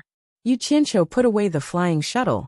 Songyan Xian quickly checked the surroundings and nodded to Xinyu after confirming that there was no one around. Xinyu didn't say anything and quickly transformed into his original form. He opened the clam, and the other two quickly went in. The clam quickly closed and sank into the water. Xinyu swam quickly in the underworld river. His stomach was white and beautiful. Songyan Xian and Yu Qianqiu felt a sense of security and couldn't help but heave a sigh of relief. Then, the two of them were stunned and stared at each other. In the end, it was Yu Qianqiu who tilted his head and lay down with his legs crossed. Why do you have to go to that mysterious forbidden area? I'm starting to wonder if you want to do something there. Songyan Xian sat cross-legged and asked in a deep voice. You don't know about this. You don't know how vast the underworld is unless you go there. How can you know what's so mysterious about it if you don't go there? Yu Qianqiu rested his head on his arm and looked at him. He sighed and said, Don't you think it's a pity that you can't go there in your lifetime? Nonsense. Songyan Xian snorted coldly. You should think about how we're going to return to the immortal realm. I only hate that the disciples of my heartless palace in Twilight City will be dragged down by you. Although he said that, he was worried about whether He Junquang would be able to successfully deliver the Jade Archive to the sect master. Sigh. Yu Qianqiu let out a long sigh and closed his eyes. Right now, he was a little worried about the people from the World Chamber of Commerce.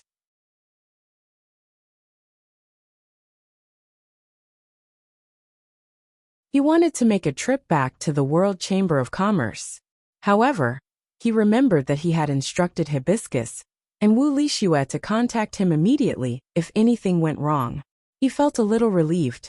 Just like that, the two of them were sealed inside the clam, silently moving through the Netherworld River. Fortunately, several days passed without any incident.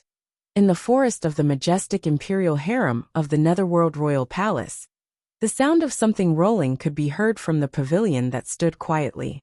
A few large fireflies were crawling on the windowsill.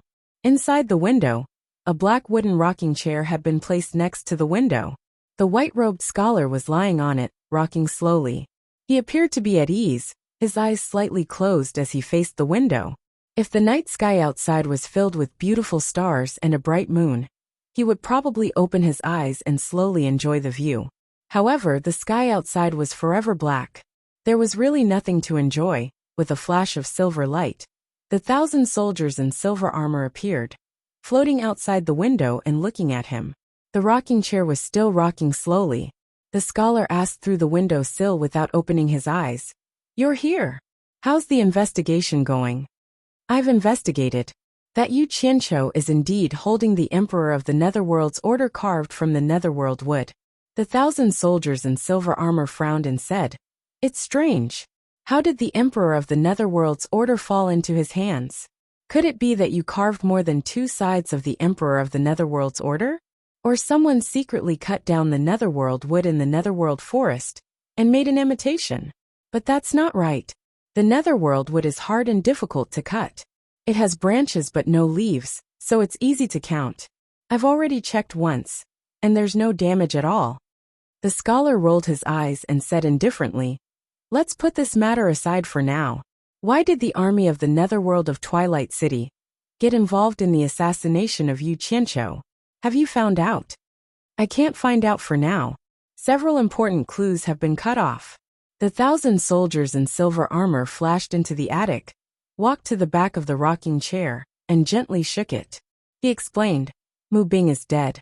No one saw with their own eyes who killed him. And those who participated in the assassination were all killed by Ishiro Yunshin in a fit of rage. The captain of the 1,000 guards, Lu Lin, died the day after Yu Qianqiu left. The commander of Lu Lin, Hong Ji, also died. The reason was that they committed suicide to escape punishment after offending the emperor of the Netherworld's order. Committing suicide to escape punishment?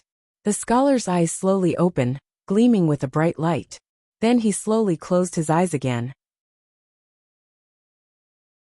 At the same time, the 1,000 soldiers in silver armor suddenly felt that the rocking chair was as heavy as 10,000 kilograms.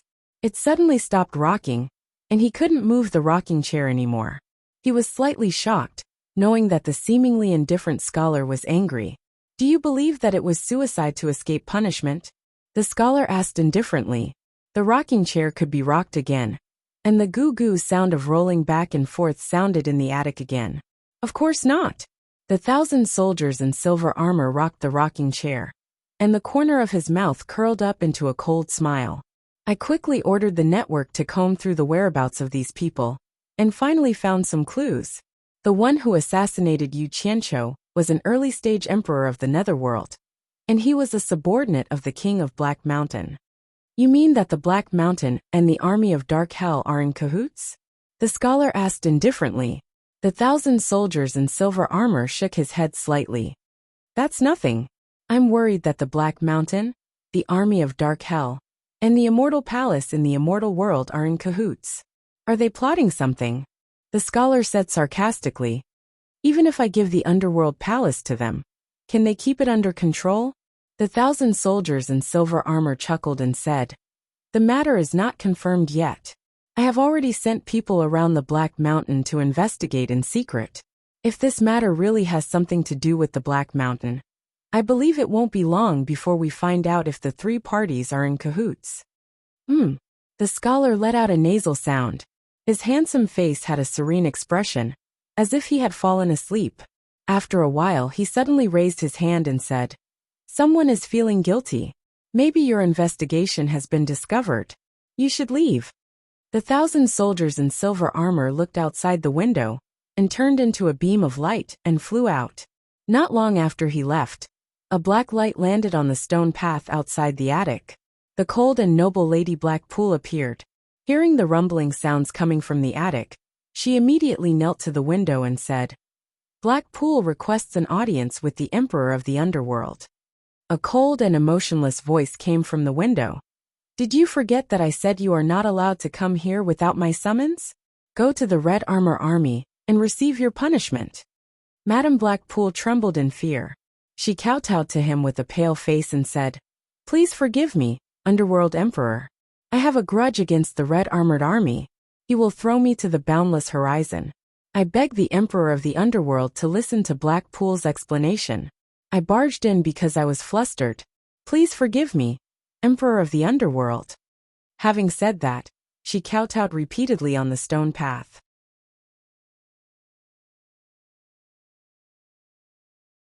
You have hundreds of millions of soldiers under your command. You are second only to one, and above tens of thousands. What can make you flustered? The voice drifted out from the window. I'd like to hear it. If your explanation can't satisfy me, you should go to the endless sea. Come up. Thank you for your mercy, Emperor of the Underworld. Lady Blackpool crawled up hastily. The mark on her forehead was still there. She could have dissolved the mark easily with her cultivation, but she purposely left it on her forehead. She walked quickly toward the attic, dragging the long black veil behind her, as if she were a pitiful person. As she entered the attic, she saw the scholar swaying slowly on the rocking chair by the window. She walked quickly to the scholar and knelt down by his feet, saying with a sobbing tone, I'm guilty. I failed to live up to your expectations. The scholar didn't bat an eyelid. He said nonchalantly, Now that you have admitted your guilt, it means I didn't wrong you. Go to the endless sea. Lady Blackpool choked. She knew better than anyone else what it was like to be with a tiger, to be with the Emperor. Fortunately, she thought she had figured out the nature of the scholar. She plucked up her courage and moved to the opposite side of the scholar, sitting against the wall. She hugged one of the scholar's bare feet under the white robe and started massaging it. She squeezed out her tears sadly and said, "Let me serve the emperor of the underworld for the last time." She buried her head in the scholar's bare foot and massaged it with just the right amount of strength. Suddenly, she found the scholar's other bare foot lifted up automatically, and the sole of his foot pressed on her plump breasts, moving up slowly. Lady Blackpool suddenly raised her head and saw the scholar open his eyes and look at her with a smile. At the same time, she found the restless sole of his foot had slid into her clothes along the neckline.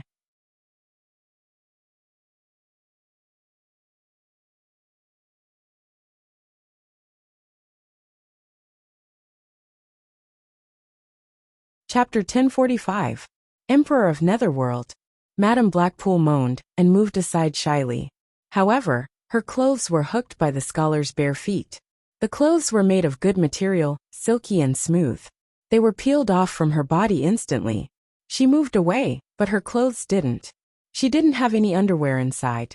Her snow-white and smooth upper body was exposed to the air. Madame Blackpool timidly covered her full breasts with her arms. She bit her red lips shyly.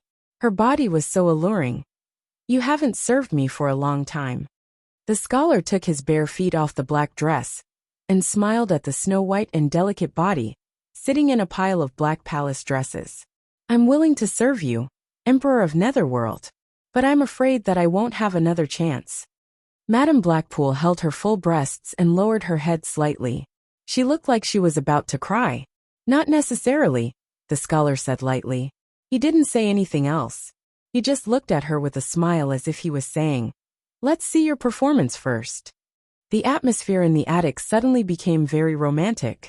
A few fireflies flew over and clung on the windowsill, making her beautiful body even more alluring. Madame Blackpool was like a bride on her first night. She released her arms shyly. Her unparalleled breasts amazed the scholar, who had seen them more than once. He watched her white and tender body slowly stand up from a pile of black palace dresses. She was naked and so perfect that it made people's hearts beat faster. Madame Blackpool spread her arms and pulled out the hairpin that tied her hair. Her black hair fell on her shoulders like a waterfall, reaching her waist and touching her butt. The hairpin fell on the ground. The cool night wind blew in through the window. Her waterfall-like hair fluttered in the wind, making the beautiful woman look even more alluring. Madame Blackpool's charm and beauty were undeniable. Otherwise, the proud scholar wouldn't have fallen in love with her and become his favorite concubine. She knew how to seduce men. She was experienced in doing so. However, this kind of woman usually didn't want to be ordinary. The scholar felt a bit sorry for her. However, it was hard to change one's nature. He would never spend time and energy on persuading or forcing her to change. He had to make use of things that couldn't be changed. The scholar lay on the rocking chair motionlessly and looked at her with a smile. Madame Blackpool took one step forward and bowed. "I will make up for my mistake and serve you with all my heart, Emperor of Netherworld." She gently grabbed onto one of the scholar's hands and pulled him up from the rocking chair. Then she wrapped her body around him and rubbed against him. Her slender fingers were like agile snakes as she unknowingly took off the white robe on the scholar's body.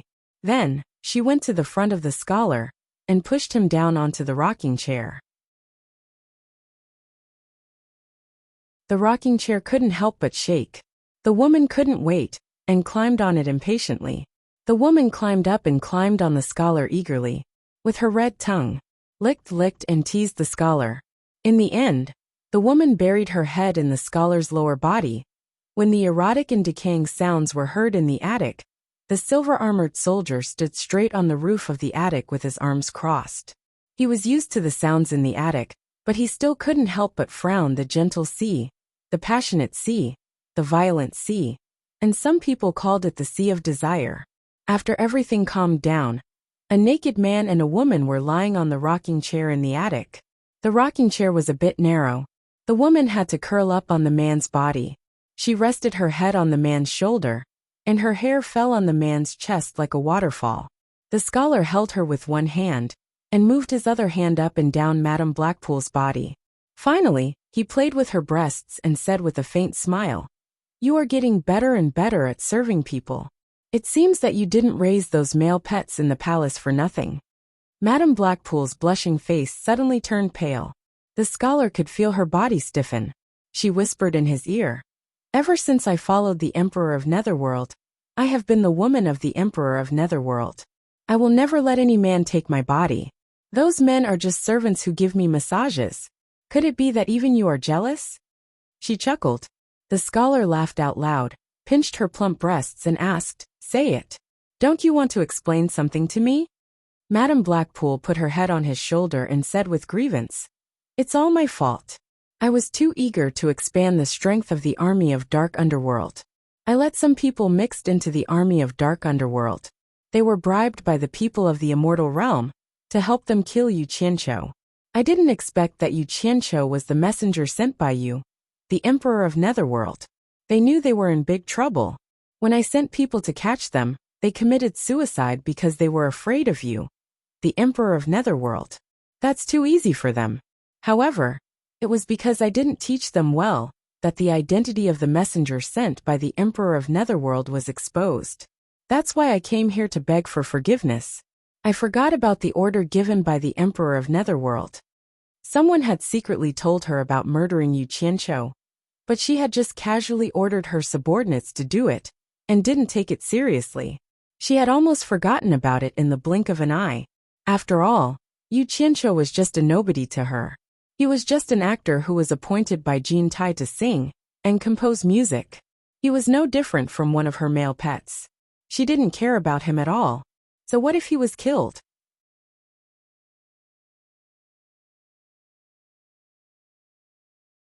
However, she was shocked when she heard that the token of the Emperor of Netherworld was in Yu Qianqiu's hands.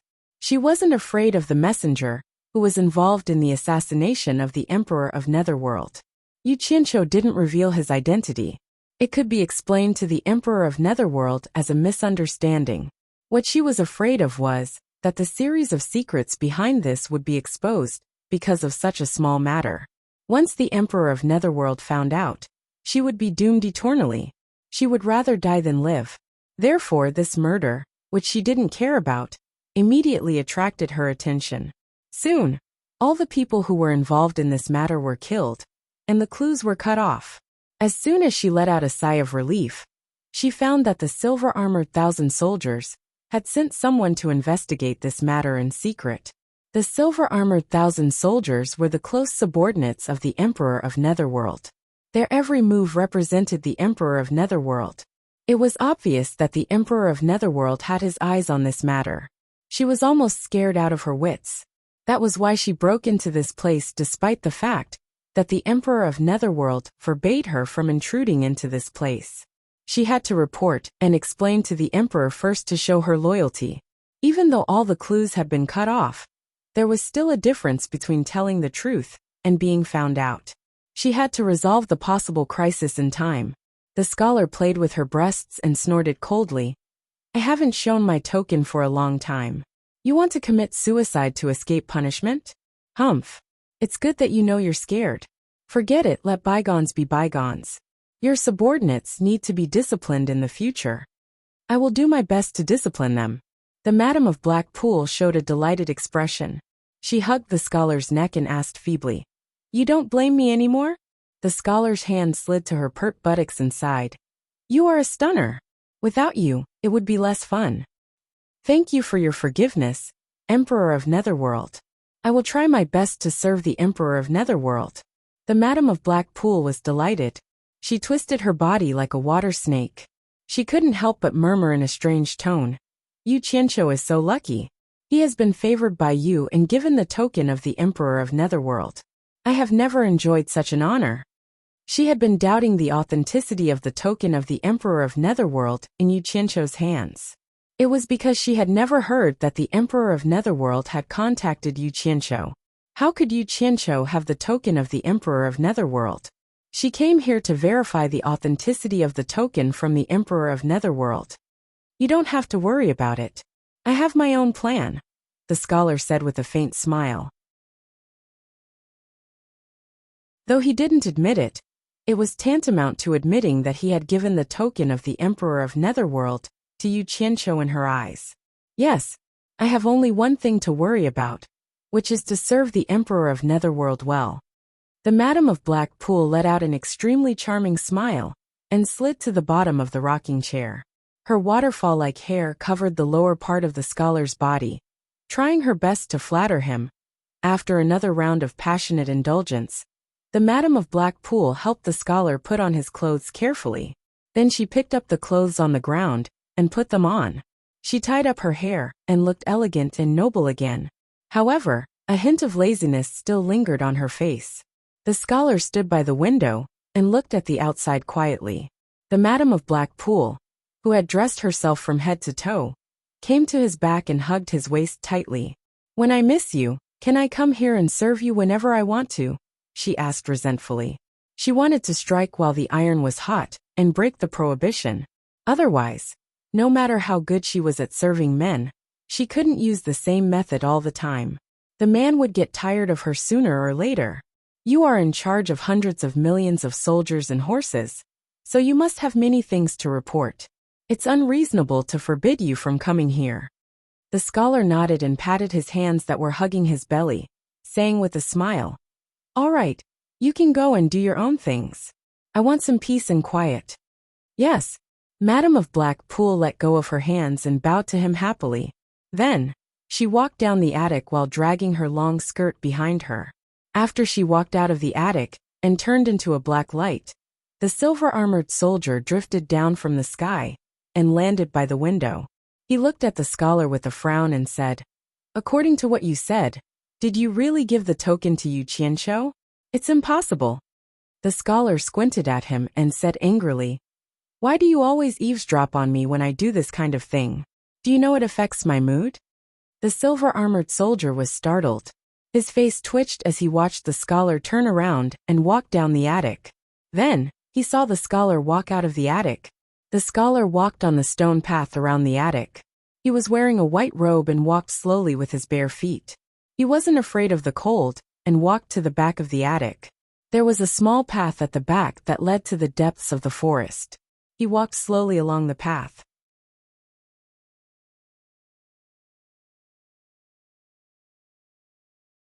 Chapter 1046. The serene wood forest was dotted with specks of starlight. It was the fireflies that climbed up the trees. The moment the scholar stepped onto the forest path, 2 fireflies flew out from the trees, dancing and crisscrossing in front of him, illuminating the path ahead. The scholar trailed behind the 2 balls of light, walking at a leisurely pace, complementing his scholarly attire. The serene wood forest wasn't that big. After the 2 fireflies slowly led the way for several hundred meters, they finally reached the end of the path. The path ahead suddenly opened up, and an exquisite little white courtyard appeared. The 2 fireflies quickly flew over, landing on the roof. There were already many fireflies resting there. The little courtyard was surrounded by white jade walls, and the house was made of white jade. The walls weren't even as tall as a person, and an adult could see everything inside at a glance. There was a door on the walls, but there was no door panel to block it. The scholar stepped onto the threshold with his bare feet, looking at the courtyard that was covered with fine and smooth black sand. Although it was black in color, it was extremely clean and tidy, causing one to not have the heart to destroy it. His outstretched foot shrank back, and hearing the wung-wung sound coming from inside, he immediately smiled bitterly. "Can I come in?" "Don't come in if there's nothing important." A clear and faint voice mixed with the humming sound. "Then I'd better come in." The scholar shook his head helplessly.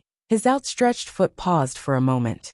Finally, he steeled his heart and stepped on the fine and soft black sand, taking one step at a time as he walked in. On the left side of the courtyard, under the porch, a black-robed woman with shoulder-length hair, and half of her face covered by a black veil was turning a stone mill. The wung-wung sound came from the stone mill. There were several fireflies climbing up the porch's pillar, illuminating the masked woman's actions. Under the groove of the stone mill, there was a silver urn. Fine and even black sand was sliding down from the groove, rustling as it flowed into the silver urn. On top of the stone mill, there was a fist-sized feeding hole. The masked woman pushed the stone mill with one hand, while the other hand held a few black divine-grade spirit stones. From time to time, she would put a piece into the feeding hole. Usually, most people grind beans, and what they grinded was tofu, but what she grinded was spirit stones. She didn't know what to call the fine black sand she grinded, but one thing was for sure. Since it was able to grind a divine-grade spirit stone into fine sand, it was most likely not an ordinary grindstone. The scholar left a trail of footprints on the fine sand. He walked to the porch and turned his head to look at the masterpiece he had created. He stared at it for a while, as if he was trying to figure out something. In the end, he shrugged his shoulders to no avail. Thus, he stared at the masked woman for a while longer, then clenched his fist and coughed lightly. Why do you have to go through so much trouble? I can make as many of these things as you want. Are you trying to start a conversation? The masked woman didn't even look at him. She frowned and said, "There's an obscene aura on your body. If you do that kind of thing again, you're not allowed to enter my door for 3 days. You can even smell it." The scholar raised his hand to his chest and sniffed, but didn't smell anything unusual. He smiled wryly. "I purposely walked over slowly to get rid of the smell on my body, but I didn't expect." He suddenly paused, looking back in the direction of his little house. In fact, it wasn't far from this courtyard, only a few hundred meters away. Although the masked woman's cultivation wasn't high, it shouldn't be hard for her to hear that kind of unscrupulous and unrestrained moans. He turned around and coughed lightly. "Don't tell me you heard it already?" That woman screamed so loudly, it's hard not to hear it. But this has nothing to do with whether I heard it or not. There is indeed that kind of obscene aura on your body. If I smell it too much, it will affect my divination ability. If it's serious, my divination ability might even disappear. Be careful in the future. The masked woman said with indifference. That kind of erotic matter was tasteless to her, like chewing wax. So it's like that. The scholar's expression turned solemn, nodding his head. "I'll remember it." The masked woman added another piece of divine-grade spirit stone into the stone mill's feeding port, pushing it at a steady speed, speaking in an indifferent tone. "Don't beat around the bush. If you have something to say, just say it. What do you want from me?" The scholar stood in the corridor with his hands clasped behind his back. After a moment of silence, he slowly said, "I personally carved 2 Netherworld Emperor's tokens. Other than the one I have on me, I gave the other one to you." The masked woman suddenly stopped pushing the stone mill, and the humming sound disappeared. The scholar, who was paying attention to the masked woman's expression, thought he hit the nail on the head. But then he saw the masked woman bend down and pick up the silver urn on the ground. It turned out the urn was filled with fine black sand. The masked woman picked up the urn, glanced at the scholar and asked, "Why didn't you say it?" The scholar choked on his words. He watched as the masked woman walked down the corridor, slowly walking to the corner of the courtyard with the urn in her arms. She reached into the urn and picked up a handful of fine black sand, sprinkling it over the courtyard. The scholar rubbed his forehead, feeling a little helpless. "Did you give away the token I gave you?" "Yes." The masked woman slowly stepped back as she sprinkled the fine black sand. "Can't I give it away?" "No, I never interfere with anything you do." The scholar's eyes flickered, staring at the masked woman's back. "But I also know you don't easily interact with strangers. I just want to know, why did you give it to Yu Qianqiu?" "Yu Qianqiu?" The masked woman was startled, her hands stopped moving. She recalled the native with a head full of pigtails she met in the underground palace in the human world. A very strange native. She had divined for him once and discovered that the native was actually someone who had died twice, but was still alive. She wanted to clearly divine how he had died, but in the end, she couldn't see through him. She wanted to divine his future, but she still couldn't see through him. Even his cultivation couldn't be seen through. She could only guess his name, that he was a person full of mysteries. As far as she could remember, she had only met 3 people whose fates she couldn't divine. However, these 3 people all appeared in the human world where she was trapped, and they all happened to be very close to each other. One of them was Bai Changchun, who had killed the 2 generals of the underworld who were protecting her. The other one was the native with a head full of pigtails. His name was Yu Qianqiu. She had a deep impression of him, so she remembered him as soon as this name was mentioned. However, She didn't give the token of the underworld emperor to Yu Qianqiu, who had a head full of pigtails, and she couldn't give the token of the underworld emperor to a person she couldn't figure out. When she entered the cave of the Nine Nether, she suddenly found an extraordinary female ghost cultivator. She peeped into her fate and found that the future of this female ghost cultivator was unbelievable. This female ghost cultivator was destined to be helped by a benefactor who would help her achieve an extraordinary future. She wanted to find out who her benefactor was, who could help her achieve such a great achievement, but she couldn't find out who that benefactor was. This was the third person she couldn't divine as far as she could remember. That was why he gave the token of the underworld emperor to her, after he had glimpsed a trace of the fate of the female ghost practitioner. He hoped that he could help her in the future, so that they could form a good relationship. After she gave the token of the underworld emperor to the female ghost cultivator, she suddenly found that someone seemed to be watching her. She vaguely sensed that the person should be the benefactor of the female ghost cultivator, but she couldn't find out where he was. Now, hearing the scholar say that the token of the emperor of underworld she gave to the female ghost cultivator was in the hands of Yu Qianqiu, she suddenly realized something. Maybe the third person whose fate she couldn't peek into didn't exist at all, but one of the two people she had met earlier. In this case, the benefactor in the female ghost cultivator's fate was about to be revealed. It should be Yu Qianqiu with a head full of braids.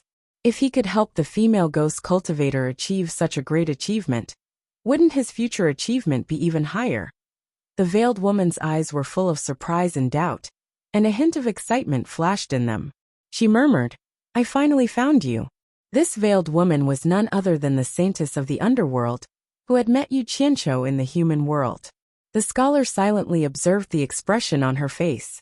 Since the first time he saw her walk out of the boundless, mysterious, forbidden area, this was the first time he saw her calm face reveal excitement and excitement. This woman had always been meticulous in everything, and had helped him greatly time and time again. Even when he and Jintai were able to escape from the heavenly tribulation in the human world, it was also because of her, otherwise, the two of them would definitely be dead. In addition, she had a mysterious identity of walking out of the boundless, mysterious, forbidden land. So the scholar didn't dare to look down on her, and regarded her as a celestial being. It was the first time he saw her show such a rich expression. The scholar felt very uneasy in his heart, while he was surprised, wondering what "I finally found you" meant. He couldn't help but ask, "Could it be that you are related to that Yu Qianqiu?" The saintess of the underworld regained her composure, and shook her head slightly. "I have no relationship with him. I just met him once when I returned to the underworld, and spoke a few words with him." She didn't say clearly whether it was before or after she returned to the netherworld, but the scholar took it as a matter of course that it was something that happened after she returned to the netherworld.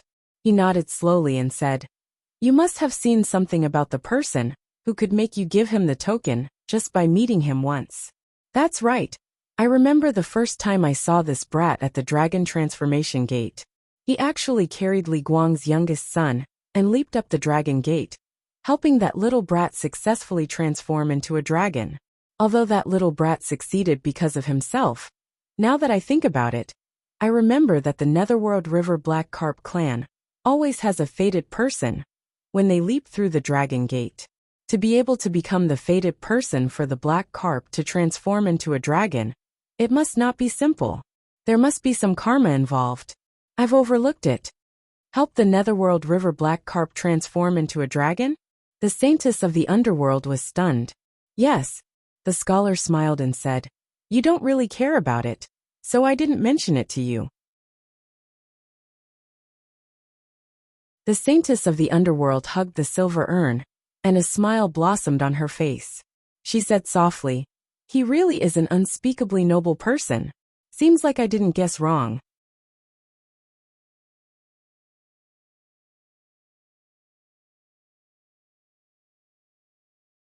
Chapter 1047. Noble person? The scholar was startled, and then he said with a faint smile, "You used the word noble to describe him? I'm really surprised to hear such words coming out of your mouth." The Saintess of Underworld glanced at him, and then she grabbed the black sand from the silver urn and carefully sprinkled it on the ground in the yard. She quietly sprinkled handfuls after handfuls of black sand, but when the black sand fell to the ground, it made a rustling sound, breaking the silence. Seeing the Saintess ignore him, the scholar smiled bitterly and looked behind him. He took a step back and sat on the knee-high corridor under the porch. He folded his bare feet and sat cross-legged by the grindstone with his hands on his knees, silently watching the Saintess of Underworld step back while sprinkling the black sand. He thought he was very patient and could wait for the Saintess to finish the whole yard. However, she was so meticulous that he couldn't be fast. 2 hours later, not even half of the small courtyard was finished. The scholar couldn't help but rub his forehead helplessly. He found that his patience seemed to be unable to endure for even 2 hours. Moreover, it seemed that it would take at least another 2 hours. Compared to the long years that he had experienced, what was 1 to 4 hours worth of time? But now it was unbelievable. He then sat under the eaves and muttered to himself, "Ever since I experienced that great battle in the human world, it was as if I was enlightened. Only then did I realize that the power of heaven is unpredictable. There seems to be a pair of heavenly eyes watching everything, and it's not something that we can contend against. In the long river of time, I, Bai Qi, am not the first emperor of the underworld to rule over the underworld, and I don't think I will be the last emperor of the underworld. I know this, so I, Bai Qi, don't hope to die with the world." Hearing this, the Saintess of the Underworld scattered a handful of black sand and looked back at him. She continued to do things that others couldn't understand and said coldly, "Since you've already seen through it, why do you still come here to nag at me? Don't tell me that you didn't come here to ask me about your fate this time?" Hee. Although I don't want to die with heaven and earth, I don't want to end up in a miserable way. If my fate is destined to end in a miserable way, then why can't I, Bai Qi, fight against my fate? It is said that even ants are greedy for life. No matter how magnanimous I, Bai Qi, am, I am not immune. The scholar spoke slowly like an old monk in meditation. A firefly that was hanging upside down under the eaves fell down and fluttered lightly behind him. Suddenly, it landed on the millstone behind him. The flickering light was reflected back by the white jade wall, making the scholar who said that he was not immune to vulgarity seem somewhat extraordinary and refined. Sophistry. In the end, we're back to square one, the Netherworld Saintess said with a cold snort. Regardless of whether I'm being unreasonable or not, I'm telling the truth. There's no doubt about that. The scholar looked at her and smiled faintly. Why did you meet me when you came out of that place and not someone else? Why are you always in front of me? Isn't this fate? This should also be a part of my fate. Perhaps the heavens have already given me a chance to change my fate. Since there's already a solution in front of me, I, Bai Qi, naturally have to fight for it. Otherwise, it would be tantamount to defying the heavens. Don't you think so? Then have you ever thought that perhaps my arrival is an important factor that allows you to walk towards your final fate? The Netherworld Saintess said faintly. As soon as these words came out, the scholar frowned and fell into deep thought. AI, you and I have been together for so many years. Humans aren't grass or trees, we can't be emotionless. The masked woman, who was like a fairy scattering flowers, suddenly sighed lightly and said with some reluctance, "It's not that I don't want to tell you. It's my honor that the heavens allowed me to peep into the fate of others. However, they only allowed me to be a bystander and didn't give me the right to reveal the fate of others. Every time I peep into the fate of a person, I feel that there's a voice in the unseen world warning me that if I were to reveal the fate of others, I would definitely suffer the wrath of the heavens. My mother is a good example." "Your mother?" The scholar had a stunned look on his face as he looked at her in disbelief. In the past, he had asked her about her origins several times, but he didn't get a single reply. He didn't expect that she would actually mention her mother today. He couldn't help but be surprised as he said, "If that's the case, your mother can also peep into the fate of others like you. Why did you come out from there? What's in there exactly? Can't you tell me about your origins? This has nothing to do with you. Besides, it's my secret. I don't want to tell others so easily." The netherworld scientist scattered the black sand calmly. The scholar had already expected this. He shrugged his shoulders and suddenly, a faint light of wisdom flashed in his eyes. He muttered to himself, "You were able to give the token to Yu Qianqiu. I wonder how noble this noble person you speak of is. I won't hide it from you. You must know that the unspeakably noble you speak of is unable to not move my heart. I wonder if his nobility can be beneficial to me?" The netherworld saintess was taken aback and stopped what she was doing. She turned around and looked at him meaningfully, as if she had thought of something. In fact, she had only given the token of the netherworld emperor to that female ghost cultivator, and she had never said that she had given the token to Yu Qianqiu.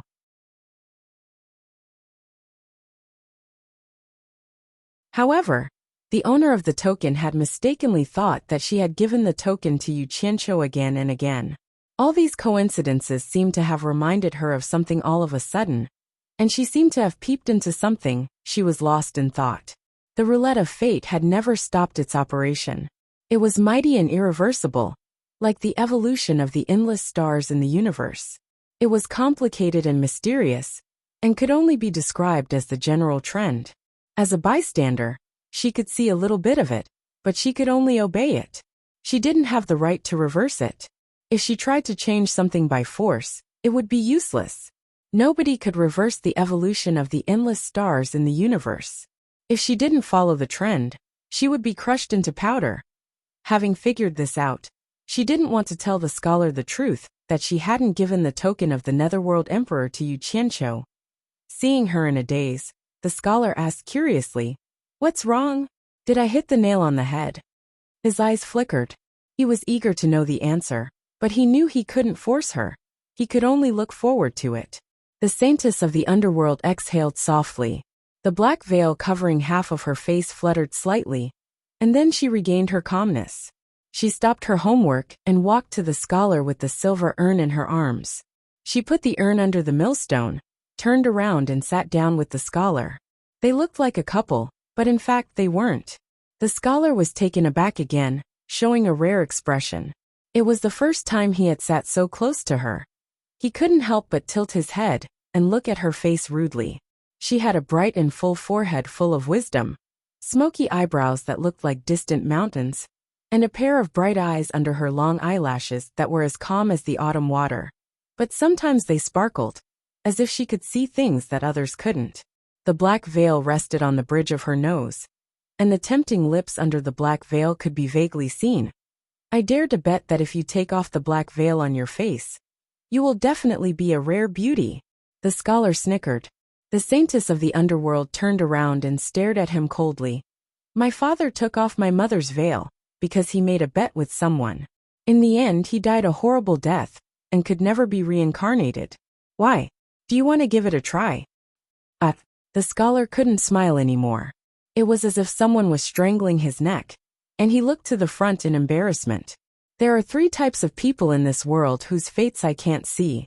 Firstly, I can't see my own fate. Secondly, there are almighty beings who can completely control their own fate. Thirdly, there are people whose fates are unpredictable and full of unpredictability." The saintess of the underworld suddenly said these words out of the blue.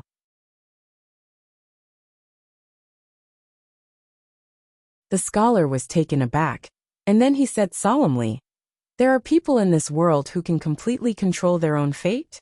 Could they be experts from the immortal realm?" The saintess of the underworld shook her head slightly and said, "The so-called people who can completely control their own fate are not people who can get rid of all shackles and do whatever they want. The universe is vast and full of unknown changes. It is an eternal mystery that includes everything. It is right above our heads, silently watching our every move.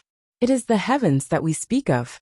All those who go against the heavens will be mercilessly crushed into powder. Therefore, there are almighty beings who want to follow its trajectory and follow the path it leads. They want to pursue immortality like the stars in the universe, and so this path is called the heavenly Tao. However, there are very few cultivators who can truly step on this path. But once they follow the footsteps of the heavenly Tao, their cultivation may advance by leaps and bounds, leaving everyone else in the dust.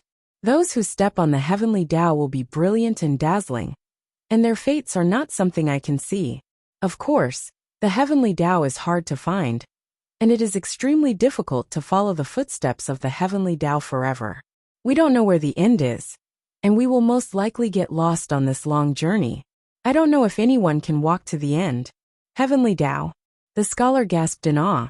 The vast domain that he had never touched suddenly appeared in front of him, and he suddenly felt so small.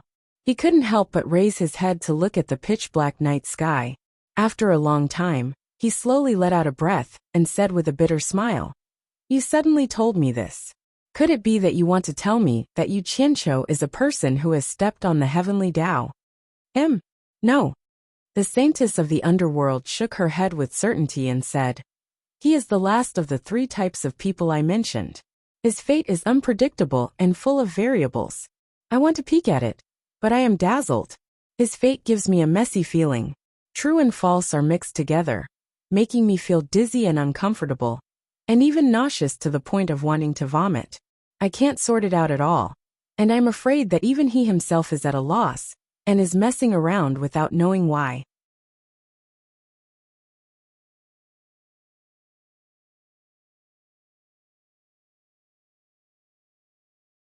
Chapter 1048. The scholar nodded his head in amazement. To think that someone can have such a fate. It's not an exaggeration to say that fate is unpredictable and full of variables. But then again, it must be extremely rare for someone to have such a fate. Can we say that this is a person with a special fate? The netherworld saintess nodded her head and said, "There is a saying that this kind of person is someone who makes a living in the cracks of the heavenly Tao.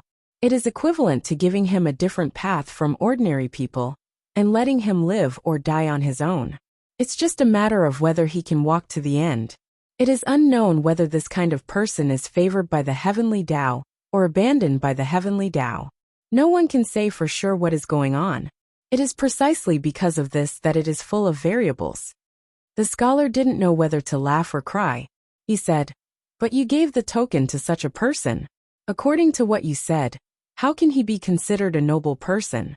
Could it be that you want to see if he can walk to the end?" The netherworld saintess thought for a while, and didn't reveal that she didn't give the token to Yu Qianqiu. She only said indifferently, "I am just saying, whether he is a noble person or not is relative. I am just guessing if someone like him, who makes a living in the cracks of the heavenly Tao, can pull some people whose fate is already fixed to another fork in the road of fate." The smile on the scholar's face gradually froze. He squinted his eyes at her and said, "You are saying that he can change my fate?" He suddenly faintly guessed that the reason why she said these words to him for the first time was to tell him that his fate would not be any better in the future. As for Yu Qianqiu, because he lived in the cracks of the heavenly Tao, because he had no fate to speak of, he could not abide by the rules of the game. He could do things that others could not, such as changing the fate of others. Although he didn't know if the fate he changed was good or bad, as she said, it was only relative whether he was a noble person or not. Therefore, he deduced that those who were bad to Yu Qianqiu would naturally return the favor. Those who were good to Yu Qianqiu would naturally receive the corresponding retribution. This was the difference between good and bad. Otherwise, why would she give her token to Yu Qianqiu? There was a suspicion that he was trying to express his goodwill. Smart people would often think that they had seen through the propositions, but they would often be fooled by their own cleverness. As for whether it was good or bad, only time would tell. At the very least, that was what the scholar was certain of at the moment. The saintess of the underworld abruptly stood up and turned around to pick up the silver urn. Frowning, she said, "I've already told you that I can't peek into his fate. This is your own wild guess. All right. You've been bothering me for a long time. It's time to go." The scholar put down his leg and stood up as well. He opened his mouth as if he wanted to say something, but when he thought about the other party's habits and temper, he knew that it would be futile to ask anything else since she had already asked him to leave. Immediately, he moved to the outside of the wall in a flash. Seeing that she was doing that boring thing again, he couldn't help but shake his head and leave. Strolling along the small path in the forest, The scholar raised his head and lowered his head from time to time. His feet were bare, and he seemed to be thinking about something while sighing. Unknowingly, he had returned to the side of his pavilion. Then he turned around and looked in the direction he had just come from. His gaze became firm as he quickly walked back into the pavilion. When he arrived at the window upstairs, he rhythmically knocked on the windowsill. A silver light flashed, and 1,000 silver-armored soldiers appeared outside the window, waiting for orders. The scholar muttered to himself as he slowly ordered, "Immediately investigate the whereabouts of Yu Qianqiu. Report back to me as soon as possible." The silver-armored soldiers were startled for a moment. Then they immediately cupped their fists and said, "Yes." Then they disappeared in a flash. Just when the scholar was about to sit back on the rocking chair, a ray of golden light pierced through the night sky and instantly reached the window. A dignified man dressed in an exceptionally gorgeous golden robe appeared. His slender eyes flickered as he glanced at the rocking chair by the window. Then he opened his thin lips and said, "Bai Qi, you seem to be living a leisurely and carefree life. How can I be as leisurely and carefree as you? It's dark here, and there are a lot of people who don't listen to me. Unlike you in the beautiful and colorful immortal realm, where no one dares to disobey your orders." The scholar placed his hands behind his back and revealed an arrogant expression as he mocked. "Jin Tai, you don't come without a reason. Speak. What do you want from me this time?" It turned out that this sudden visitor was the Supreme Emperor of the immortal realm, Jin Tai. One was the Supreme Emperor of the underworld, and the other was the Supreme Emperor of the immortal realm. The scene of the two meeting was not something that ordinary people could see. "It's a meeting between old friends. No need to be so harsh," Jin Tai said with an expressionless face. "When you came to my immortal palace, I welcomed you with open arms. How can I block a guest outside the window like you did?" The scholar snorted coldly, but he still turned around and left with his hands clasped behind his back. Opening up the window, Jin Tai teleported and appeared inside the window. Like an indescribably noble emperor, he slowly and majestically paced around the pavilion, examining the furnishings inside. He shook his head slightly and said, "It's still those rotten things, old-fashioned furnishings. As the Supreme Emperor of the underworld, why do you have to live such a simple life? No matter how simple and plain you are, in the eyes of others, you are still the Emperor of the underworld, Bai Qi, who slaughtered millions of living beings in the underworld. No one will say anything good about you. A king should act like a king, and you can't lower yourself." "A rotten thing?" The scholar waved his hand disdainfully, revealing an unreasonable look as he said, "Don't tell me that everyone has to be like you, sitting on a golden lump, lying on a golden lump. Even sharing a bed with a woman is on a golden lump. Aren't you bored out of your mind? A tasteless guy like you doesn't deserve to point fingers in front of me. Of course, it's a little simple, but it can't be compared to you. Every day, there are a lot of people singing your praises in your ears, and there are groups of beautiful singers surrounding you to serve you. You live like a local tyrant in the world. I really admire you. Groups of beautiful singers surrounding me, but they can't be compared to you. You have a beautiful woman like Hei Qi to serve you. Why don't we change our tastes? I'll give you a group of beautiful singers, and you give me Hei Qi a group of beautiful singers for you. You won't lose anything." Jin Tai clasped his hands behind his back and looked at the complicated files on the shelf. Although he was joking, his expression and tone were still harsh and cold. It seemed like he was not born to joke. "Do you think everyone is as perverted as you?" The scholar rolled his eyes and suddenly sneered. "It's not that I can't change it. I don't need those rotten things that you have been spoiling and trusting. However, I am a little interested in Ji Wu. Why don't you give Ji Wu to me, and I give you Hei Qi? What do you think?" Hearing this, Jin Tai slowly turned around and stared at the scholar for a while. Then he nodded. "All right, but not now. When I'm tired of playing with her, I'll change my tastes with you." If someone were to hear that the exalts of the immortal world and the exalts of the netherworld were actually discussing such a dirty deal, what would they think? They would probably feel ashamed of their own inferiority, since they could even exchange their own women at any time. Especially Ji Wu, who was about to be married. If she knew about this conversation, How would she endure it? The scholar's mouth twitched and revealed a defeated expression. He waved his hand and said, "No wonder even your name has the word Tai in it. You are simply a natural pervert. Speak. What do you want from me?" "Nothing, I just suddenly wanted to see you." Jean Tai met the other party's sarcastic gaze and said without a change in expression, "There's something I don't understand. How could a lowly pawn of my immortal world receive the favor of a dignified netherworld emperor, like you, and even give him the netherworld emperor's token? You didn't even give it to that woman Hei Qi. Also the army of Onyx, and that person from the immortal world called Mu Bing worked together to kill that pawn. Why do I feel that this matter is a bit strange? He is also a small character, so how could he mobilize the army of Onyx? Is it related to my external affairs commander? This happened in your territory, and with your influence, don't tell me you didn't investigate the inside story. You and I have an agreement. In order to maintain our respective rule over the two worlds, we must exchange what we need. So, I hope you can be honest with me." The scholar looked at him with a smile, but countless thoughts were running through his mind. This fellow was cunning and vicious, and could even be said to be inhumane. He had already experienced this before. Some things could be said, but there were also things he absolutely couldn't let the scholar know. The theory of fate involving the saintess of the underworld naturally couldn't be leaked. Otherwise, only the heavens knew what would happen. "What are you laughing at? Could it be that you're behind this?"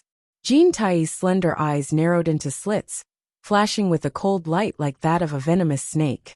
"I just find it strange. With your arrogant eyes, why would you pick a pawn like Yu Qianqiu to make a song? You even specially issued a decree, so how could I not be interested?" The scholar sighed. "It just so happened that I met that brat at the dragon transformation gate. I looked at him from left to right in the dark, and felt that it wasn't your style. Since you immortal Emperor Jean Tai wanted to praise him, how could I by Qi stay idle?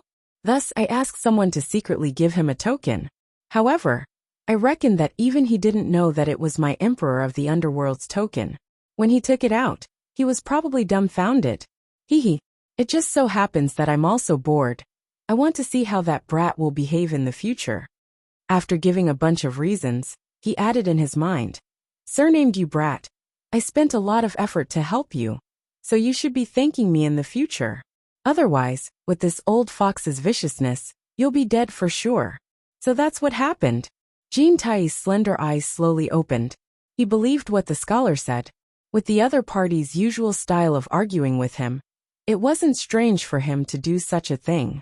It would be strange if he didn't ask about it. He coldly snorted. "Ridiculous. Only someone like you, who doesn't care about your status, would do such a ridiculous thing. As for why I asked him to compose a song, you don't need to be suspicious. There's nothing shameful about it. First, Jiwoo took a fancy to the song he composed. Second, I heard that the song he composed had an unusual flavor, so I could use it.